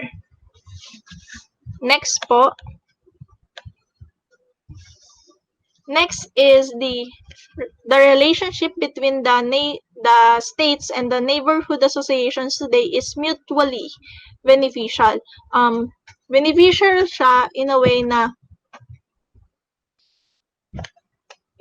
na yung neighborhood association is sinusuportahan sinusuportahan ang mga programs, activities, policies na kinakandak ng government, and yung government naman is ganun din. Kumbaga reciprocated lang din yung nangyayari. Nare-reciprocal kung ano yung ginagawa ng neighborhood associations dun sa government ng Japan is ganun din sa government. Then, a few neighborhoods associations prefer to stand aloof from the government. However, most accept small sums of money in the form of subsidies and grants, typically more than 5 to 30% of the neighborhood association budget, and also serve as a vehicles of demand articulation, voicing local concerns and desires to local governments. On the other hand, the most common task of the neighborhood association is performed for city government is to liaise with citizens. Typically, this means the disseminating of information from local governments to the residents, and this is done via kairanban, or this yung tinatawag na rotating message board. Rotating message board na kung saan this clipboard may document siyang attached na kung saan ipinapasa siya from house to house or yung door to door, affixing their seal after having viewed the contents. And cooperation with the local government is integral to the neighborhood associations. The privileged relationship with local government serves to legitimate the organization itself. However, the neighborhood associations retain their independence in terms of budget, leadership selections, and operations. Japan civil society is distinguished by its dual structure. Local civil society is vital, and neighborhood association epitomizes a plethora of small local groups. At the other end of the spectrum, the professional civil society is small by international standards. Advocacy groups are particularly weak. Then the next is Japan's dual civil society and democracy. Japan's civil society is a pattern of many small local groups and few large professionalized groups. These patterns holds important implications for democracy. Small local groups and large professionalized groups, particularly advocacy groups, make distinct contributions to a consolidated democracy. Small local groups also contribute to stocks of social capital and perhaps to the performance of local government. They form a crucial basis of social life. These groups lack of professional staff, unlike small groups without full-time employees. Professionalized groups that have a large core of a full-time employees can develop expertise, institutionalize movements, and influence policies and other outcomes down the road. They change the political landscape. And Japanese old people's clubs might improve the quality of the life of the aged people by giving them opportunities to socialize, and they are neighborhood affairs with a limited membership, no professional staff, no impact of policy making. So they in Japan they have groups for aged persons which they have improved nutrition, advanced medical and pharmacological technologies, and etc. And and this organization or yung group wala siyang it is not related with the professional staff, and maraming makukuhang benefit doon sa organization or sa associations na yun. Hindi lang siya basta samahan or yung organization na they have common interests, they have shared values, shared norms. Hindi lang basta ganon. They benefit from this association or group. And Japan has many small groups of neighborhood watch type and few large independent groups like American Association for Retired Persons. So doon naman sa AARP, ganun din, they have dito naman um,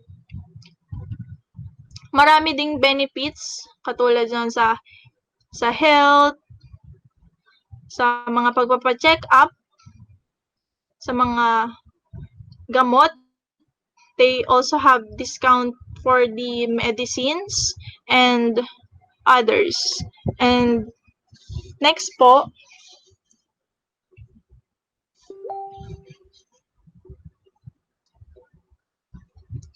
and additional din pala dun sa aged sa mga aged persons na kasali dun sa associations dun sa AARP. Sa Japan, meron silang sineselebrate every 17th of September, and it is called Respect for the Aged Day. And it is kino-consider nila yon na national holiday. And the next is the neighborhood associations and democracy. A number of the neighborhood associations activities have implications for government performance. Through their cooperations and local government, neighborhood associations can improve government performance while lowering costs. At the same time, neighborhood associations contribute to social capital directly and indirectly. For example, is the common task of the Japanese neighborhood association is to perform a cleaning local parks. The state should subcontract this task out and pay for it out of the residents' taxes. When the residents band together to clean their own local park, it is likely to be cleaned more thoroughly. Moreover, the experience of working together to clean public area reinforces community spirit and promotes social capital. And when the neighborhood associations are available and willing to perform these services, efficiency is increased and social capital is also generated. They form the nucleus. Next is they form the nucleus for many other local organizations such as women's clubs, youth clubs, and elderly persons groups. The neighborhood associations, the organization's infrastructure of the neighborhood associations facilitates the formation and operation of these groups. Although the AARP provides aggressive advocacy, the elderly persons groups in Japan might serve their members even better by creating social capital. For many elder people, it also has important health benefits. These trips to local health facilities familiarize the elderly with the available health resources and how to access them. They also provide a chance for both health professionals and peers to observe the health of the group members, giving opportunity for elderly detection of health concerns. Next is the neighborhood associations' informal role in surely also crucial. The neighborhood associations provide a superb environment for social capital, as high levels of information flow through embedded networks that provide multiple opportunities for sanctions. Besides providing information networks, neighborhood associations contribute directly to the dissemination of information by local governments. One of the most important tools for this is circulating message board. Just like what I said earlier, the Kairan ban, yung circulating message board na kung saan is ipapasa siya house to house or door to door hanggang sa mag-disseminate yung information na naka-include doon sa message board. Doon sa lahat ng resident within the community or within the small area. Next po. Next is the advocates and democracy. When we say advocates, these are the people who have advocacy or they support certain issues. And democracy and the first bullet characterizing Japan's civil society as members without advocates highlights how ineffective civil society groups have been as advocates. This is not to claim that certain interest groups such as Nokyo or the Japan Medical Associations have been powerless, but rather to stress the dearth of effective advocacy groups beyond a limited number of industry or professional organizations. Nevertheless, by and large, Japanese civil society groups do not figure prominently in public debates. For example, is the Asahi Shinbun articles on politics or political issues in 2001 showed that nearly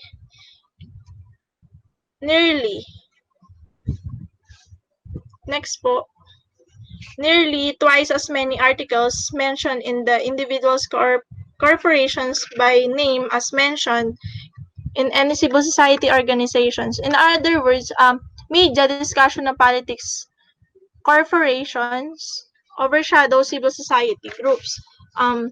In newspaper cover and use research published by civil society groups in the US more than that provided by any other source. In Japan, however, the government is the most prominent source of research. The relative contributions of academia are the same in the two countries. Newspapers hardly ever cover their research. In large part, this is because the meager professional staff of Japanese civil society groups simply do not produce much research to cover. Meaning na yung Japanese civil society is not prominent sa public debates. They are not really di man sa hindi ganon ka-concern. Hindi sila ganon na i-address yung mga concerns nila dun sa government. And the most articles sa newspapers nila are more on research, more on academics, and yung mga case studies. Although this does not necessarily mean they are not powerful in shaping public opinion or affecting policy outcomes. He contends that this is the case, considered policy debates on moral issues.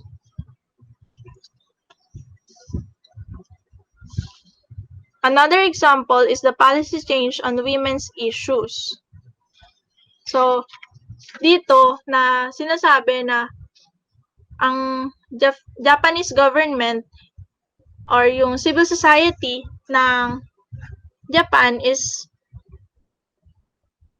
ay may nagawa na ring policy change about the women's issues. Example is yung Equal Employment Opportunity Law or yung EEOL of 1986 guaranteed gender equality in the workplace. Next po.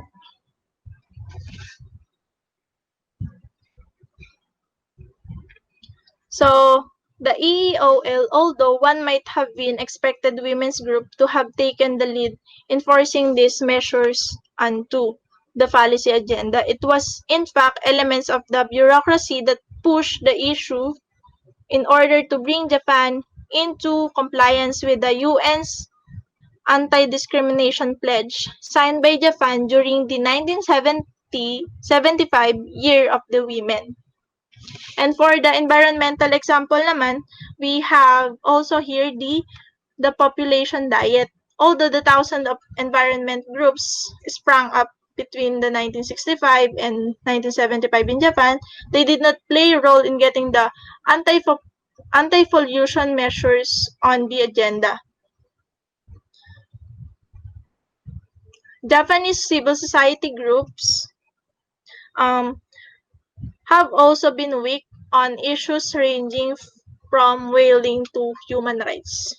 For example, is a fingerprinting on Korean residents. Next po. Has Japan got civil society right?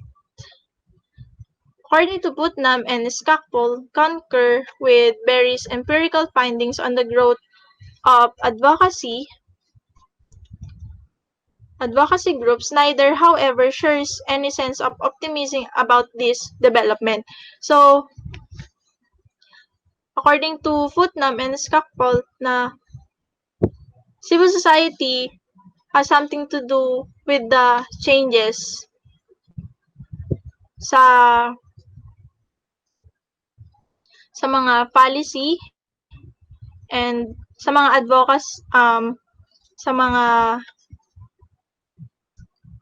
sa mga changes, sa mga issues dito sa Japan. Just like dun sa women's issues and the environmental issues, they have contribution naman about doon. Then, for Putnam, the issue is acute because it parallels the atrophy of civic engagement. He cautions that the vigor of the new Washington-based organization is an unreliable guide to the vitality of social connectedness and civic engagement of American communities. Next po.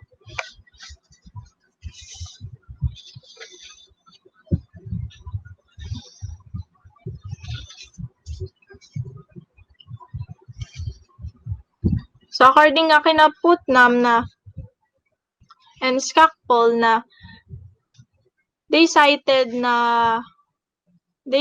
an example like Greenpeace using the aggressive direct mail solicitations to become the largest environmental group in the US in 1990, then scaling back on these techniques. By 1998, Greenpeace membership had plummeted 85%. Putnam argues that the civic engagement through participation in associations supports democracy by inculcating democratic habits. In other words, membership without participation in an advocacy group does not sustain democracy. And Skakpol 2 notes the proliferation of Washington based advocacy groups coupled with the decline of large cross-voluntary associations. She termed this development advocates without members. They are only advocates without members. That process has been short-circuited by the new model of organization building. Even more troubling, this development magnifies polarized voices in politics. Advocacy groups need visibility, and clashes with sharply opposed groups are good fodder for media coverage. Foundations are active in promoting groups clearly in one side or the other of the divisive issues. The next is the neighborhood associations enhance Japanese government performance, and the third of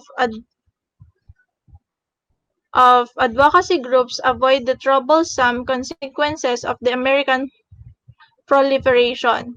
In Japan, the polarization of political debate feared by Skakpol and Putnam alike is not a menace. The important consequence is that the civil society does not have much influence over the course of political change in Japan. In some ways, Japan's civil society presents a striking contrast to South Korea. Japan professional organizations can in general be characterized as much more timid and less continuous than those of South Korea. At the same time, South Korea's local civil society groups are weaker than Japan. So, we can mako-conclude natin na the civil society is not more hindi siya masyadong nakapag-influence or nakapag-create ng political changes sa Japan.